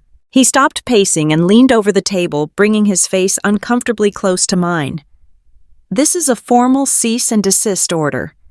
If you do not formally retract your police report by tomorrow morning, I will file a massive civil lawsuit against you for defamation and tortious interference. I will bury you in so much legal debt that you will be working double shifts at this clinic for the rest of your natural life. We will take your car. We will garnish your meager wages. We will absolutely ruin you. I stared at him without blinking. He was trying to terrify me. He was painting a picture of total financial devastation to force me into compliance. But as I listened to his aggressive threats, a sudden wave of clarity washed over me. Bradley was terrified. If Bradley truly believed my police report was a dead end, he never would have paid a corporate litigator thousands of dollars to come threaten me in person. He sent Gregory Sterling because he wanted to close the loop. He wanted to make absolutely sure I was too paralyzed by fear to ever speak to the authorities again. Before I could respond, the lawyer reached into his briefcase one more time. He pulled out a single sheet of paper and placed it gently on top of the threatening documents. Now, because Bradley is a generous man who loves his wife and wants to maintain family harmony, he is offering you an alternative, Gregory said, his voice dropping into a sickeningly sweet, patronizing register. This is a forgiveness of debt contract. If you sign this document today, you officially acknowledge that the $84,000 was a voluntary gift that you willingly transferred to his company. You waive your absolute right to pursue any future claims, civil or criminal, against him or Sutton Estates. I looked down at the paper. Why on earth would I sign that? I asked quietly. Because in exchange for your signature and the immediate retraction of your false police report, Bradley is willing to offer you a one-time cash settlement of $10,000, the lawyer said, tapping his silver pen against the table. $10,000, Hannah. That is a lot of money for someone in your position. You can walk away today with cash in hand, your family relationships completely restored, and no looming defamation lawsuit to bankrupt you. All you have to do is sign on the dotted line. $10,000. He wanted to pay me $10,000 to permanently sign away my $84,000 life savings. He wanted me to take a fraction of my own money as a cheap bribe to absolve him of federal wire fraud. The sheer, breathtaking audacity of the offer made me want to laugh out loud. I have absolutely no intention of signing anything, I said, pushing the paper back across the table. Gregory Sterling sighed heavily and pulled his cell phone from his tailored pocket. Your mother warned me you would be stubborn, he said. She asked me to play this for you if you refuse to listen to reason. He tapped the screen, unlocked the phone, and navigated to his voicemails. He placed the phone on the table and hit play. My mother's voice filled the small room, played at maximum volume.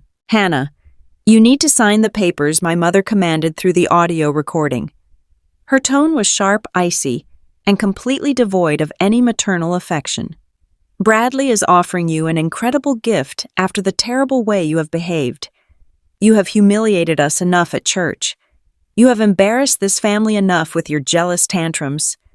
If you do not take this money and drop this ridiculous vendetta against your brother-in-law, you will never see us again. Jessica is crying every single day because of you. Do the right thing for once in your life and sign the contract. The recording ended. The silence in the room was heavier than before. Gregory put the phone back in his pocket and looked at me expectantly. Your entire family wants this resolved today, he stated confidently.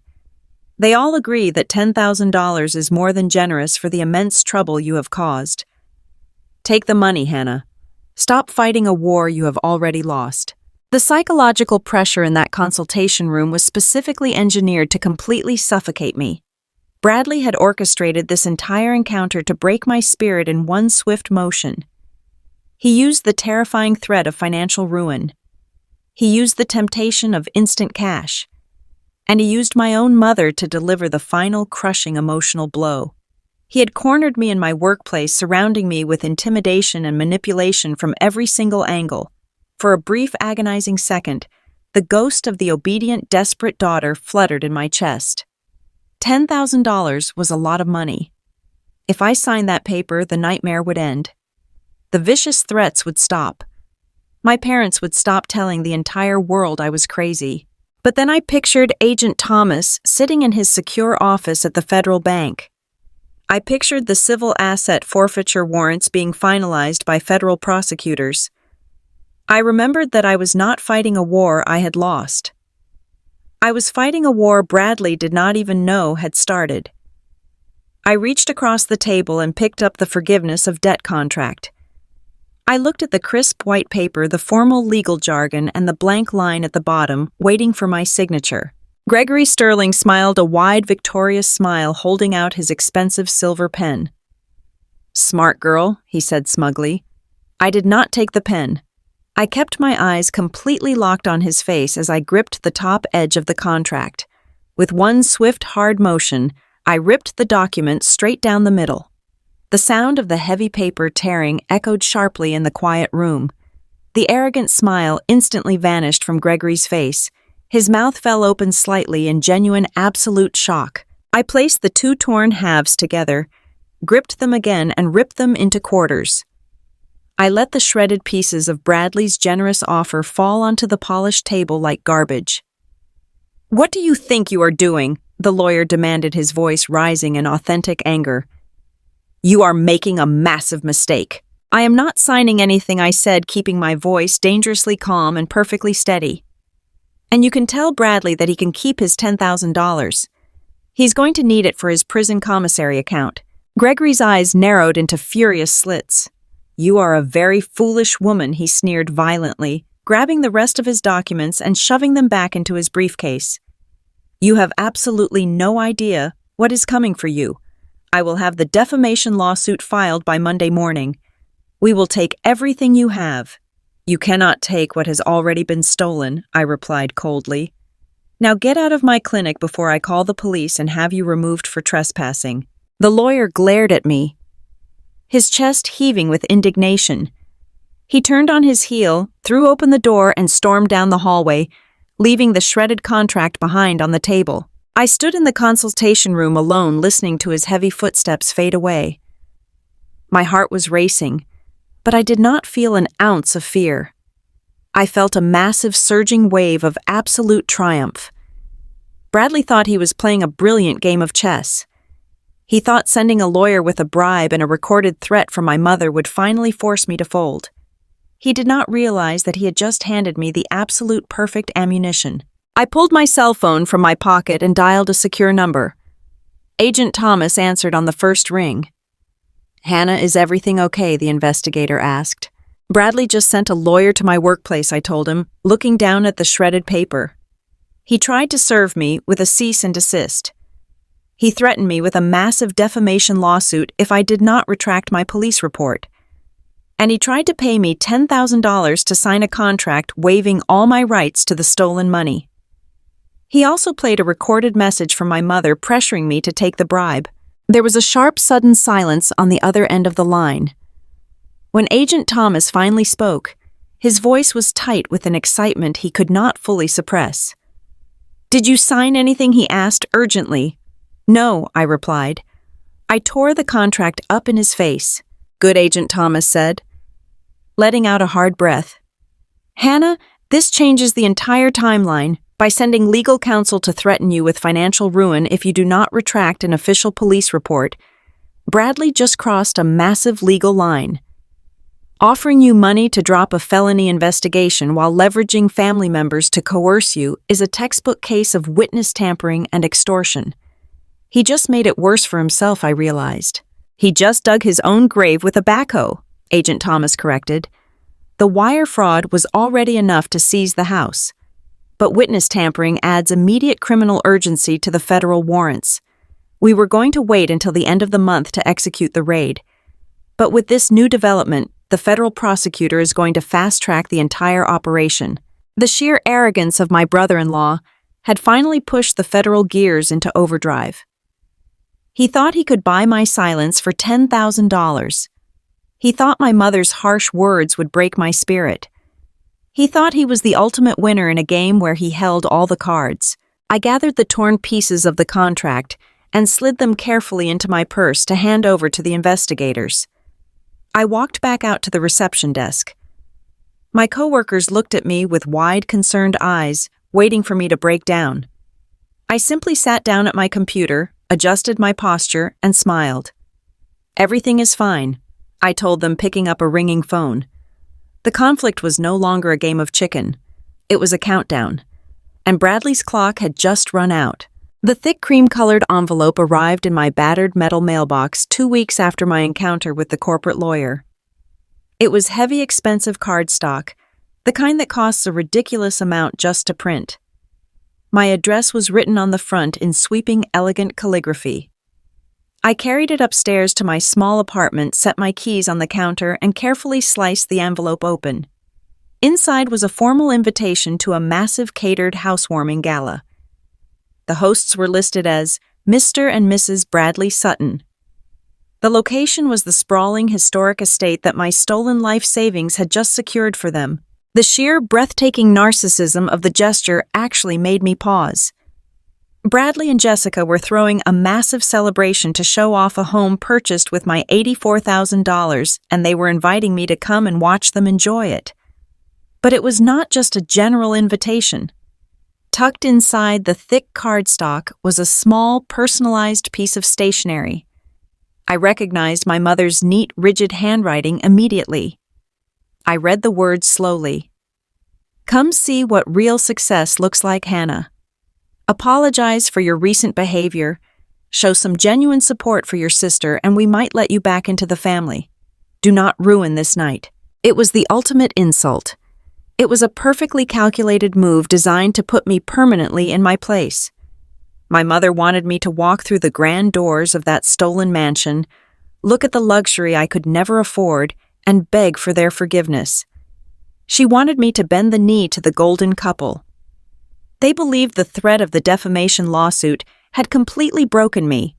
They thought I was sitting in my cheap apartment, terrified, isolated, and desperate enough to accept their cruel terms just to belong to a family again. I did not tear the invitation up.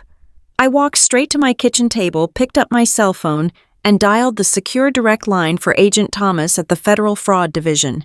He answered on the second ring. His voice was sharp and alert. "Agent Thomas," I said, keeping my voice low and steady. "Bradley is hosting a massive housewarming party this Saturday night. He is inviting the entire community to show off the estate. My mother just sent me an invitation demanding I attend and apologize for my police report." There was a long, heavy silence on the other end of the line. I could hear the faint sound of typing in the background. When Agent Thomas finally spoke, his tone was laced with a quiet, lethal satisfaction. "Hannah," he said smoothly, "the timing of this party is absolutely perfect.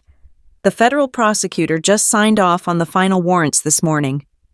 We have the criminal indictment for the forged power of attorney. We have the wire fraud charges. And most importantly, we have the civil asset forfeiture order for the property itself. We were planning to execute the raid early next week. But if Bradley is gathering all of his local investors, his business partners, and your entire community in one place, the federal authorities might find that venue highly appropriate." I felt a cold thrill travel down my spine. "Are you going to arrest him at the party?" I asked. Agent Thomas let out a small breath. "He has been using his social status and his fake wealth to manipulate everyone around him, including you. It is only fitting that the illusion shatters in front of his entire audience. I need you to go to that party, Hannah. I need you to put on a brave face. Walk right into the lion's den. Let them gloat. Let them feel completely victorious. Do not give them a single clue that their world is about to collapse. Our agents will coordinate with the local authorities. We will move in right when the party reaches its peak." I agreed immediately. I thanked him for his relentless work and ended the call. I stood in the middle of my small, worn-out living room and looked down at the arrogant, handwritten note from my mother. She wanted me to come see what real success looked like. I decided I would absolutely grant her wish. Saturday evening arrived with a crisp, cool breeze. For the first time in my entire life, I did not dress to blend into the background. I did not choose a dull sweater or a plain skirt, meant to make me invisible next to my beautiful older sister. I went to my closet and pulled out a deep emerald green dress that I had purchased years ago for a special occasion that never materialized. It was elegant, striking, and fit me perfectly. I spent an hour doing my hair and my makeup with meticulous care. I wanted to look completely unbothered. I wanted to look like a woman who could not be broken by their psychological warfare. I wanted my family to look at me and feel a tiny, unsettling prick of doubt. I slipped on my best pair of heels, grabbed my small clutch purse, and walked out the door. The drive to the historic district took 30 minutes.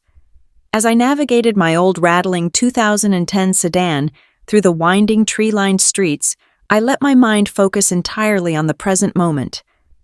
I was not nervous. I was not scared of my father's booming voice or my mother's icy glares. The 32 years of conditioning that had always told me to submit to their demands had been completely burned away. I turned onto the long, sweeping private road that led to Bradley's new estate. The visual contrast was jarring. The driveway was already packed with luxury vehicles. Mercedes BMWs and sleek sports cars lined the manicured cobblestone path. My old sedan coughed quietly as I pulled up to the massive wrought iron gates. A professional valet in a crisp uniform stepped forward, trying to mask his confusion as he opened my creaking car door. I stepped out, handed him my keys with a polite smile, and turned to face the property. The estate was breathtakingly extravagant. It was a massive 3-story brick colonial with towering white pillars, sprawling balconies, and perfectly symmetric gardens. Soft golden accent lights illuminated the architecture, making the house glow against the dark evening sky. I could hear the elegant classical notes of a live string quartet drifting from the backyard patio. Waiters in pristine white jackets were carrying silver trays of champagne glasses up and down the wide front steps. It was a display of absolute unadulterated wealth. And every single brick, every single flower, every single drop of champagne was funded by the $84,000 I had scraped together by eating cold lunches and driving with no heater in the dead of winter. I walked up the grand staircase and stepped through the massive double doors into the main foyer. The sheer scale of the party was staggering. There were at least 100 guests milling about. I recognized dozens of people. There were senior members of our church congregation, including Mrs. Gable, who had lectured me about my supposed mental breakdown. There were local politicians, wealthy business owners, and extended family members who had all blocked my phone number. They were laughing, drinking, and admiring the crystal chandeliers hanging from the vaulted ceilings. I moved slowly through the crowd. A few people noticed me. I saw the whispers start immediately. Heads leaned together. Eyes darted in my direction. They were probably wondering why the crazy, unstable sister had actually shown up. They were probably whispering about how gracious Bradley and Jessica were to allow me into their beautiful home after everything I had supposedly done. I ignored them completely. I kept my head high, my shoulders back, and my expression perfectly serene. I found my family holding court in the massive custom kitchen. The room featured dual marble islands, custom cherry cabinets, and a massive wine refrigerator. Bradley was standing at the center of the room, holding a glass of expensive scotch, laughing loudly with a group of older male investors. He wore a velvet dinner jacket and looked like the king of the world. Jessica was standing next to him, draped in a sparkling designer gown, absolutely glowing under the recessed lighting. My parents, Robert and Susan, were standing just a few feet away, beaming with ultimate pride as they watched their golden children charm the room. My mother was the first one to spot me. Her smile vanished instantly. She tapped my father on the arm, and the two of them broke away from the crowd, walking quickly toward me to intercept me before I could reach Bradley. "You actually came," my mother said, her voice a harsh, aggressive whisper. She grabbed my arm and pulled me slightly into the hallway, out of the direct line of sight of the investors. "I did not think you would have the nerve to show your face here after the shameful way you have behaved." "You invited me, Mom," I replied calmly, gently. pulling my arm out of her grip. "I received your lovely note. I decided to come to see what real success looks like." My father glared down at me, his face turning an angry shade of red. "Do not play games with us, Hannah. You are here to apologize to Bradley and your sister. You are here to admit that you acted like a jealous, greedy child. If you make a single scene tonight, if you say one wrong word to any of these guests, I will personally throw you out the front door. We are giving you one last chance to be a part of this family." Before I could answer, Bradley and Jessica noticed the commotion and walked over to join us. Bradley took a slow, arrogant sip of his scotch. He looked me up and down, his eyes lingering on my dress with a look of mild amusement. "Hannah," Bradley said smoothly, his voice dripping with condescension, "I am glad you decided to be an adult and show up. I assume Gregory Sterling paid you a visit at your little dental office. I assume you ripped up that ridiculous police report." He smirked, glancing at my father. "I told you she would eventually come around Robert. She just needed a firm reminder of how the real world works." Jessica crossed her arms, looking at me with pure disdain. "You are lucky Bradley is so forgiving," she snapped. "You tried to ruin the biggest moment of my life because you are miserable. You should be thanking him on your knees for even letting you stand in this house. This is our dream home, Hannah. You could never achieve something like this. You just wanted to drag us down to your level." The psychological layering of their abuse was on full display.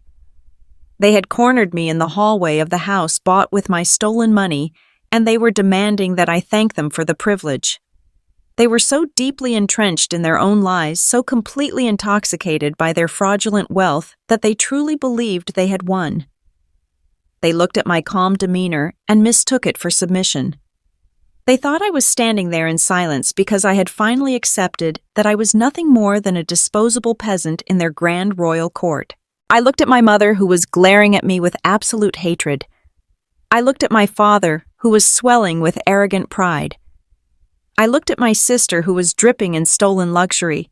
And finally, I looked directly into the smug, self-satisfied eyes of the man who had committed federal wire fraud to fund this entire charade. "You have a beautiful home, Bradley," I said, keeping my voice perfectly level and devoid of any emotion. "It really is a stunning piece of property." Bradley chuckled, swirling the ice in his scotch glass. "It takes vision, Hannah. It takes the courage to make big moves, something you will never understand. Now go get yourself a drink. Mingle. Try not to bring down the mood.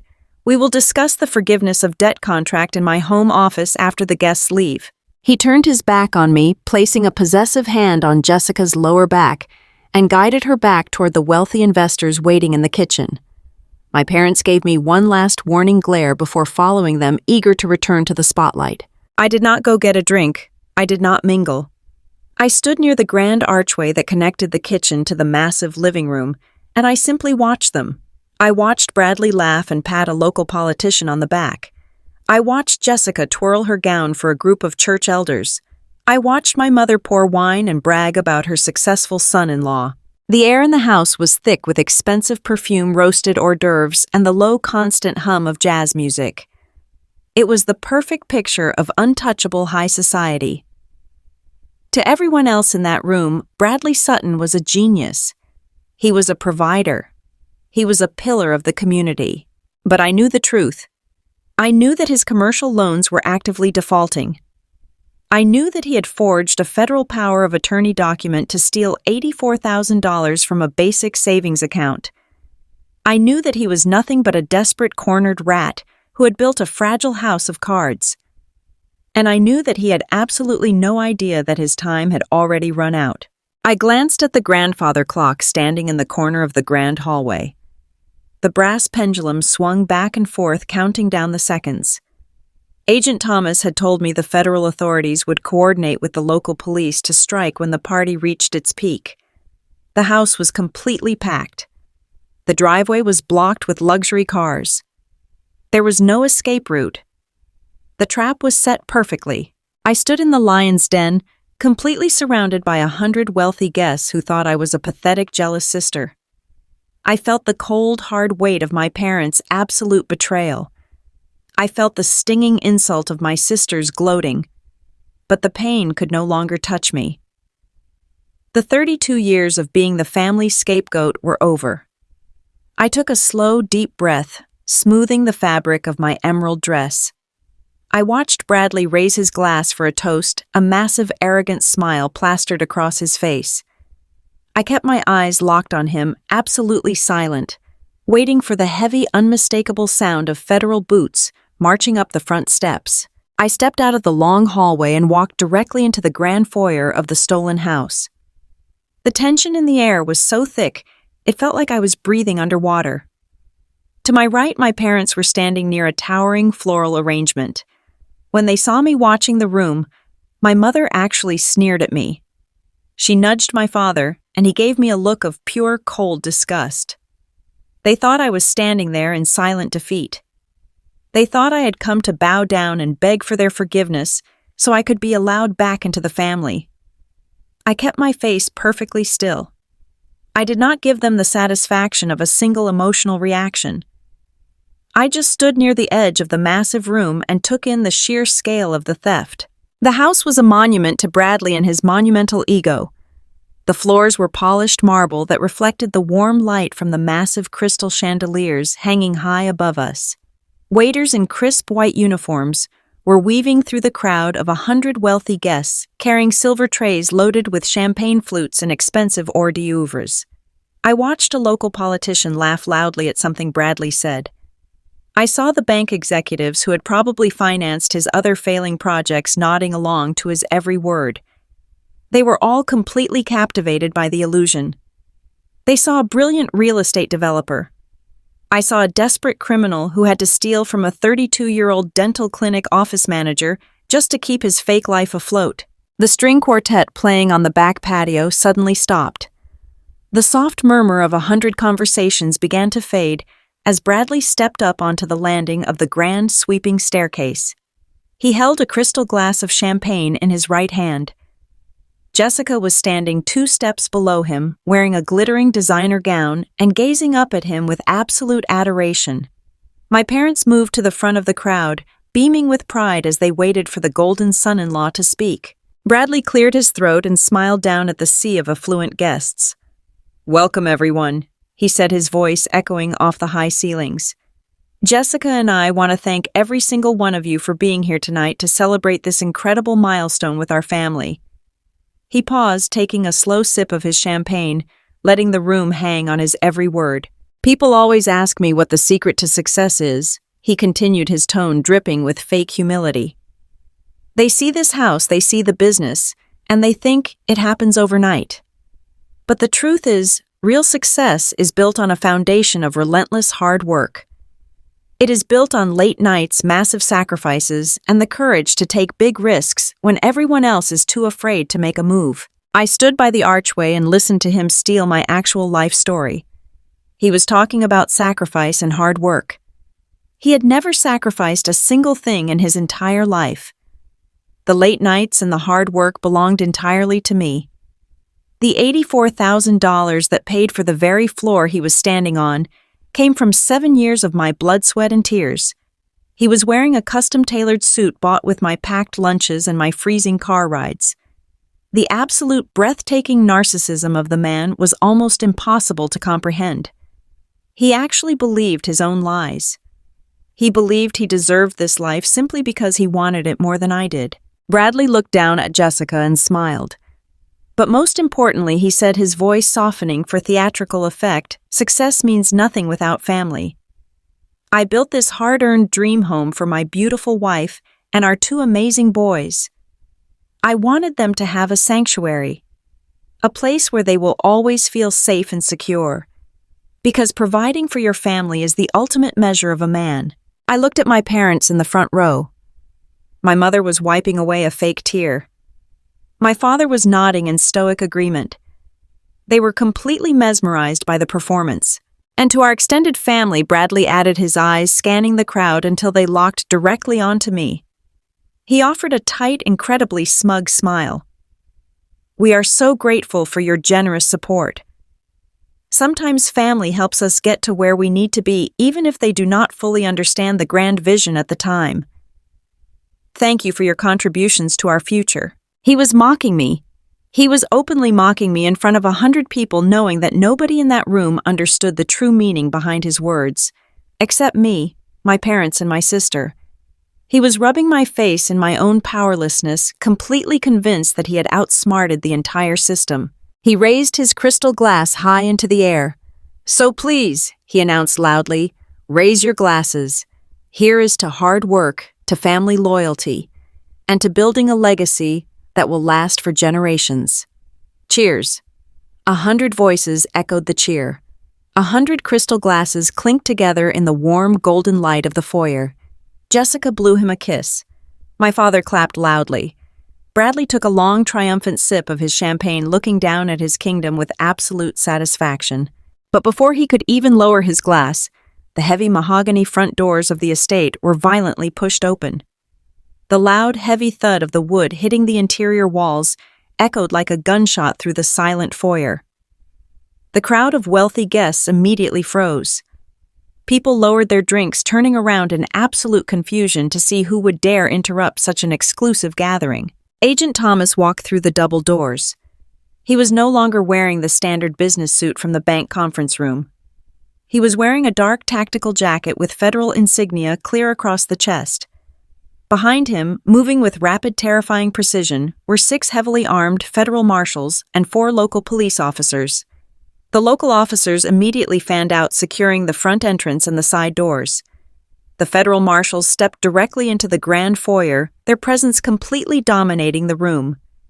The sheer, overwhelming authority of their arrival sucked all the air right out of the house. The silence that fell over the party was absolute and deafening. It was not just quiet. It was the terrifying, breathless silence of 100 people realizing they were trapped in a room with federal law enforcement. A woman near the front dropped her champagne glass. It shattered against the marble floor, but nobody even flinched. Everyone was staring at the men in tactical gear. Bradley was still standing on the sweeping staircase. His arm was still partially raised from his arrogant toast. The smug, victorious smile on his face did not just fade. It completely melted into a mask of sheer, unadulterated terror. The color drained from his face so fast he looked physically ill. His eyes darted from Agent Thomas to the federal marshals blocking the doors, and then slowly his eyes locked onto me standing quietly by the archway. In that exact fraction of a second, he finally realized that I had not been defeated. I had been waiting. Agent Thomas stepped to the center of the marble floor, completely ignoring the shocked gasps of the local politicians and the church elders. He looked directly up at the staircase.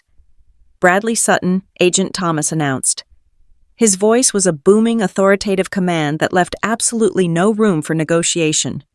"Step down from the staircase immediately and place your hands where I can see them." Jessica let out a loud, piercing scream. She grabbed Bradley's arm, her designer gown tangling around her legs as she stared in horror at the federal agents. "What is going on?" she shrieked hysterically. "Who are you people? You cannot just barge into our house. This is a private party."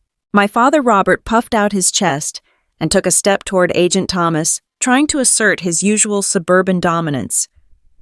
"Now see here," my father demanded, pointing a thick finger at the federal investigator. "I do not know what kind of misunderstanding this is, but you are ruining a private family celebration. My son-in-law is a respected developer. You need to leave right now before I call the chief of police." Agent Thomas did not even blink. He looked at my father with a gaze so cold it stopped the older man dead in his tracks. "If you take one more step toward me, sir, you will be arrested for interfering with a federal investigation," Agent Thomas stated flatly. "Step back." My father stumbled backward, his face turning entirely pale. Agent Thomas turned his attention back to the staircase. He pulled a thick stack of folded legal documents from his jacket pocket. These were not the fake power of attorney papers Bradley was used to passing around. These were federal warrants signed by a judge. "Bradley Sutton," Agent Thomas continued, his voice ringing out for every single guest to hear. "You are under arrest for federal wire fraud, aggravated identity theft, and grand larceny. You are also being charged with the federal forgery of a power of attorney document used to illegally bypass banking security protocols in order to steal $84,000. A collective horrified gasp ripped through the crowd of affluent guests. Mrs. Gable, the church elder, who had lectured me about my mental breakdown, covered her mouth with both hands, her eyes wide with shock. The local investors began backing away from the staircase, desperately trying to put physical distance between themselves and the man they had just been toasting. The entire social hierarchy of the room collapsed in a matter of 10 seconds. But Agent Thomas was not finished. Furthermore, he announced, holding up the second document. By order of the federal court, this property is now under immediate seizure through civil asset forfeiture. We have irrefutable forensic evidence proving that the earnest down payment used to secure this specific estate consisted entirely of stolen funds. Because the foundation of this purchase is strictly criminal, the deed to this house is permanently frozen. This property now belongs to the federal government. Everyone in this building needs to vacate the premises immediately. Jessica collapsed onto the steps of the sweeping staircase, sobbing uncontrollably into her hands. "No," she wailed loudly. "No, that is a lie. This is our dream home. Hannah gifted us that money. She gave it to us. Tell them Bradley. Tell them she gave it to us." Bradley could not speak. The charismatic, fast-talking developer who always had an answer for everything was completely mute. His jaw worked silently as he stared down at the federal marshals. The crystal champagne glass slipped from his fingers, bouncing down the carpeted stairs and spilling expensive alcohol everywhere. He knew the game was entirely over. He knew the federal authorities had the forged documents. He knew his failing commercial loans were exposed. He knew his house of cards had just been kicked over by the quiet sister he thought he had completely buried. 2 federal marshals moved swiftly up the staircase. They did not treat him with the respect he believed he deserved. They grabbed him by the arms, turned him around roughly, and forced his hands behind his back. The sharp, heavy click of the steel handcuffs snapping closed echoed loudly in the silent, massive foyer. The sound of metal on metal was the ultimate conclusion to his brilliant financial scheme. They led Bradley down the stairs, parading him right through the center of his own housewarming party. He walked past the local politicians who suddenly refused to look at him. He walked past the wealthy investors who were already pulling out their cell phones to call their own attorneys. And then, he walked right past my parents. My mother Susan was clutching my father's arm, her entire body shaking violently. She stared at Bradley as he was led past them in handcuffs. The illusion she had fought so hard to protect, the illusion she had sacrificed her own daughter to maintain, was completely dead. The entire community she had lied to was currently standing in the room watching her golden son-in-law being hauled away like a common street criminal. The absolute humiliation on her face was almost difficult to look at. She had demanded that I come to this party to see what real success looked like. I was watching it crumble to ash right in front of her eyes. As the marshals guided Bradley past the archway where I was standing, he finally looked at me. His arrogant posture was completely gone. His custom-tailored suit suddenly looked ridiculous. He looked at me with a desperate, terrified realization that he had vastly underestimated the wrong person. I did not sneer at him. I did not gloat. I simply stood there in my elegant emerald dress, perfectly calm, perfectly quiet, and watched the federal authorities escort him out the heavy mahogany doors and into the dark night. The heavy steel handcuffs clicking shut around Bradley's wrists echoed through the grand foyer like a gunshot. For one long, agonizing second, the entire house was frozen in absolute silence. It was the kind of terrifying stillness that only happens when a meticulously crafted illusion is violently ripped away. The 100 wealthy guests, the local politicians, the church elders, and the bank executives all stood completely paralyzed. They stared at the federal marshals in their dark tactical jackets. They stared at the golden boy of the neighborhood, now physically restrained and looking like a terrified, cornered animal. And then the silence completely shattered. Total chaos erupted in the center of the stolen mansion. The sound began with a sharp, high-pitched gasp from someone near the front, followed immediately by a chaotic scramble. The affluent guests, the people who had just been drinking expensive champagne and laughing at Bradley's arrogant jokes, suddenly realized they were standing in the middle of a federal crime scene. Panic rippled through the crowd. People began pushing past each other, rushing toward the side exits and the rear patio. Nobody wanted to be associated with a man who was being arrested for federal wire fraud and grand larceny. They abandoned their crystal flutes on the marble tables. They left their expensive hors d'oeuvres untouched. They pulled out their cell phones and began frantically dialing their own attorneys, desperate to distance themselves from the radioactive fallout of Bradley Sutton. Right in the middle of the stampede, Jessica let out a guttural, horrifying scream. The sound tore through the vaulted ceilings, raw and completely unhinged. The delicate crystal champagne glass slipped from her trembling fingers and hit the polished marble floor. The sharp, violent sound of the glass shattering into 100 glittering pieces perfectly mirrored the destruction of her fake, luxurious life.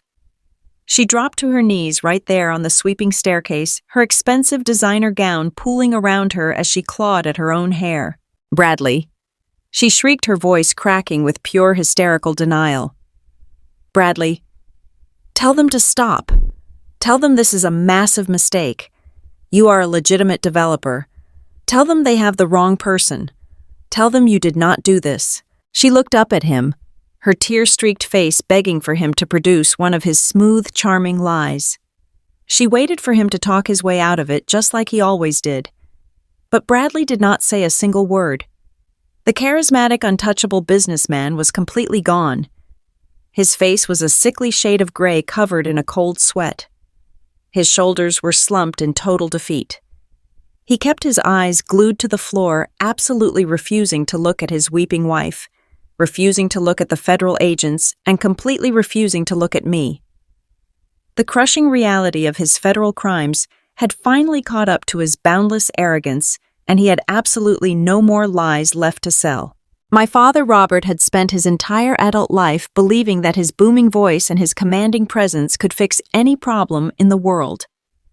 He could not comprehend a situation where he was not the most powerful man in the room. His face flushed a dark, volatile purple. He shoved his way past a fleeing church elder and lunged forward, marching straight toward Agent Thomas. He puffed out his chest desperately, trying to reassert the suburban dominance he used to control our family. "You listen to me right now," my father demanded, pointing a thick, trembling finger directly at the senior federal investigator. "I do not know what kind of sick joke this is, but you have absolutely no right to come into my daughter's home and pull a stunt like this. Do you have any idea who you are dealing with? Do you know who that man is? Bradley is an upstanding, brilliant businessman. He handles millions of dollars in commercial real estate. Whatever missing money you think you are looking for, it is just a clerical error. It is a simple family misunderstanding between him and Hannah. We can clear this all up quietly tomorrow morning. Uncuff my son-in-law immediately." Agent Thomas did not flinch. He did not step back. He stood his ground, a towering presence of absolute, immovable federal authority. He looked at my father with a gaze so incredibly cold and clinical that it made the chaotic room feel like a freezer. Sir Agent Thomas said, his voice dropping into a steady, lethal register that completely overpowered my father's bluster. "I highly suggest you lower your voice and step back immediately. Your son-in-law is not an upstanding businessman. He is a serial fraudster.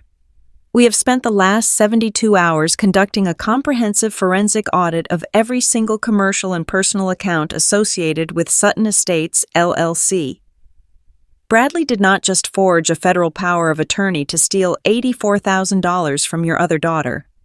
That theft was merely his final desperate act to secure a personal luxury asset before his entire commercial portfolio completely imploded." My father blinked, the aggressive purple flush draining from his face as pure confusion set in. His thick arms slowly dropped to his side. "Imploded," my father repeated, his voice suddenly losing all of its booming confidence. "What are you talking about? His business is thriving. He just secured a massive expansion project downtown. He told us his commercial holdings were tripling in value this quarter. He is building generational wealth." Agent Thomas let out a short, harsh sigh that held absolutely no sympathy. The investigator looked at my father, and then he looked past him to my mother Susan, who was standing frozen near the base of the staircase, clutching her pearl necklace with white knuckles. "He lied to you, Agent Thomas," stated clearly, making sure his voice carried over the sound of Jessica's weeping. "Sutton Estates has been functionally bankrupt for over 6 months. He has been defaulting on multiple high-interest commercial loans. He was frantically shuffling funds between shadow accounts just to pay the minimum interest on his massive, unmanageable debts. Every single property he supposedly owns is leveraged to the absolute maximum limit. His accounts have all been frozen by federal order as of this morning. He is completely destitute." I watched my parents process the reality that the man they worshipped was entirely broke. But Agent Thomas was not finished. He reached into his dark tactical jacket and pulled out a secondary file.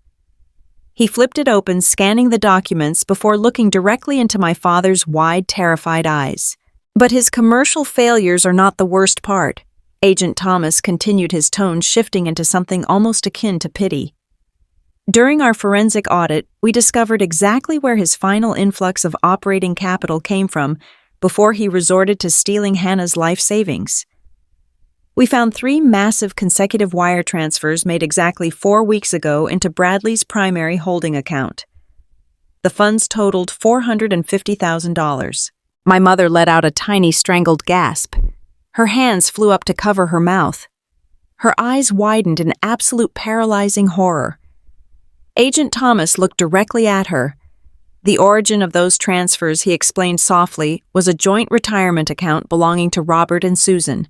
My father staggered backward, bumping heavily into a marble table, as if he had been physically struck by a massive blow. He gripped the edge of the table, his knees buckling slightly. "No," my father whispered. His voice was completely broken. It sounded like the voice of an old, defeated man. "No, that is impossible." He showed us the prospectuses. He showed us the guaranteed returns. He promised us it was a perfectly safe, high-yield commercial investment. He told us we would double our retirement in 2 years. He is family. He would never do that to us. Agent Thomas slowly closed the evidence file. "He is a sociopath, sir. The money is completely gone. Every single cent of your retirement savings was immediately absorbed by his aggressive corporate creditors the moment you wired it to him. He never invested a single dime of your money. He used your entire life savings to pay off his lenders, so they would not drag him into federal bankruptcy court before he could secure this house. He burned through $450,000 in less than 3 weeks just to delay his own inevitable collapse. The psychological devastation that descended upon the grand foyer was absolute and complete. It was a destruction so profound that it was almost difficult to look at. My parents had spent their entire lives evaluating human worth based strictly on financial success and neighborhood status. They had worshipped the ground Bradley walked on. They had viewed him as the brilliant golden son they never had. They had constantly compared my modest life to his glamorous life, mocking my cheap car, mocking my small apartment, mocking my slow and steady savings. They had called me selfish and dramatic for wanting my own stolen money back. They had thrown me out of their house and orchestrated a vicious smear campaign against me at our church, completely convinced that they were protecting a wealthy, honorable provider.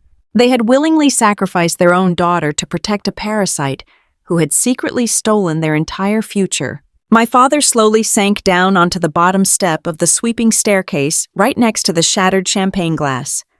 He put his heavy head in his hands, staring blankly at the polished marble floor. His entire world, his cherished status, his comfortable retirement, his arrogant pride was completely annihilated in the span of 5 incredibly violent minutes. He had absolutely nothing left. Jessica stopped her hysterical crying.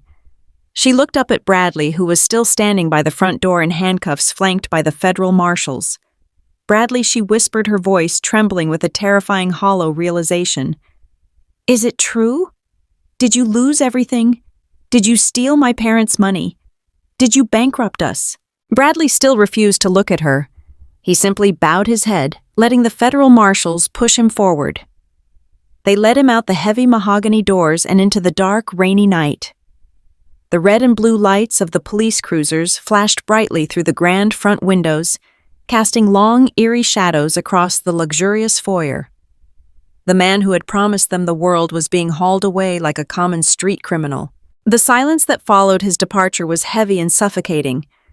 I stood near the archway, my emerald green dress perfectly clean, my posture perfectly straight. I felt absolutely nothing for them. I felt no pity. I felt no sorrow. I felt no urge to run forward and comfort the people who had abandoned me. I simply stood there and watched the ruins of their toxic family dynamic finally collapse under the weight of their own magnificent blind arrogance. My mother slowly lowered her hands from her face. She turned her head and looked directly at me. Her face was chalk white, devoid of all the cruel judgmental superiority she had worn for 32 years. The wealthy matriarch, who had sent me an invitation demanding I come see what real success looked like, was completely dead.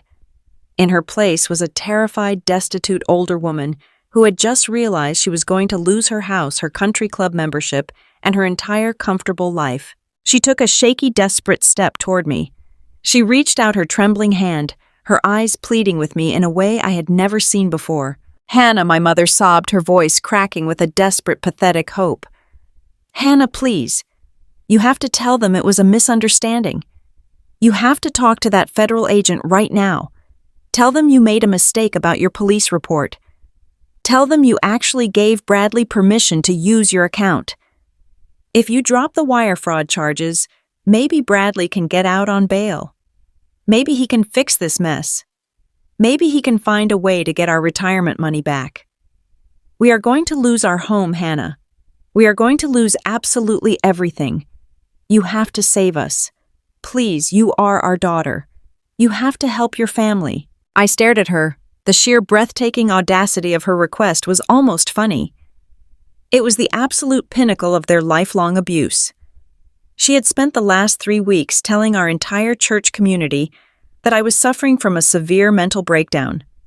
She had allowed Bradley to send a corporate lawyer to my workplace to threaten me with a massive defamation lawsuit. She had recorded a voicemail telling me I was dead to her if I did not take a $10,000 bribe and sign a forgiveness of debt contract. She had thrown me away like garbage. And now, standing in the smoking ruins of her own making, she fully expected me to commit federal perjury, risk a massive prison sentence, and completely sacrifice my own hard-earned $84,000 just to save the very people who had gleefully thrown me to the wolves. She still believed I existed solely to be their safety net. I looked at my mother. My vision was perfectly clear. My heartbeat was perfectly calm. I did not feel a single ounce of the deeply ingrained guilt that used to control my every single decision in life.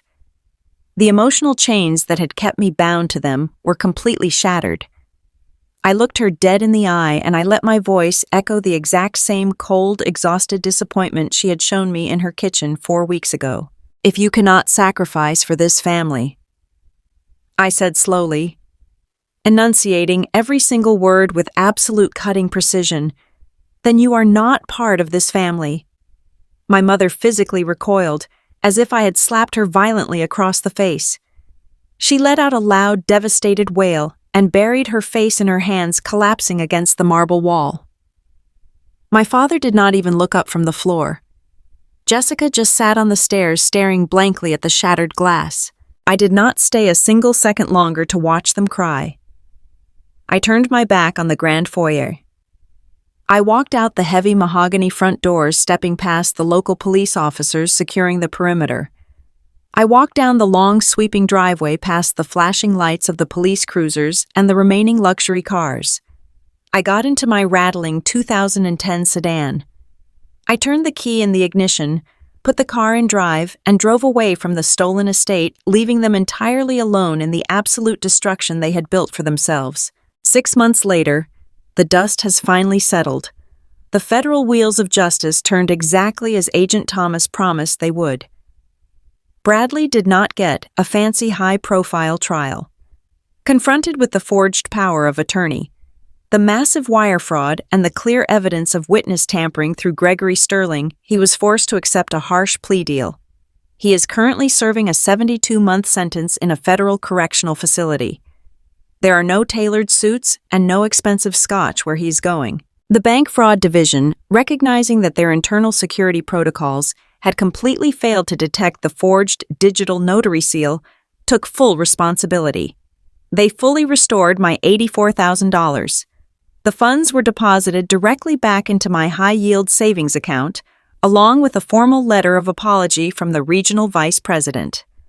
The stolen luxury estate was seized by the federal government, completely liquidated at auction, and the proceeds were used to pay off a very small fraction of Bradley's angry commercial creditors. My parents lost absolutely everything because they had willingly transferred their $450,000 retirement fund to Bradley. Without demanding any legal collateral, the bankruptcy courts categorized their transfer as an unsecured investment loss. They received nothing back. They had to sell their beautiful manicured suburban home just to cover their outstanding debts. My father, a man who worshipped early retirement and country club status, is now working 60 hours a week managing a local hardware store. My mother is working as a part-time receptionist at a car dealership. Jessica went from being the wealthy, gloating golden child to a single mother living in a cramped 2-bedroom rental apartment on the bad side of town.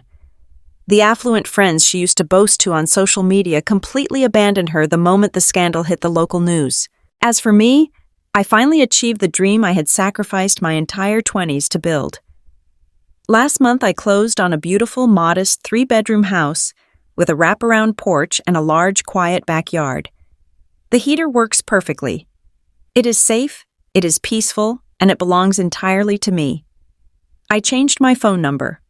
I blocked every single extended family member on social media.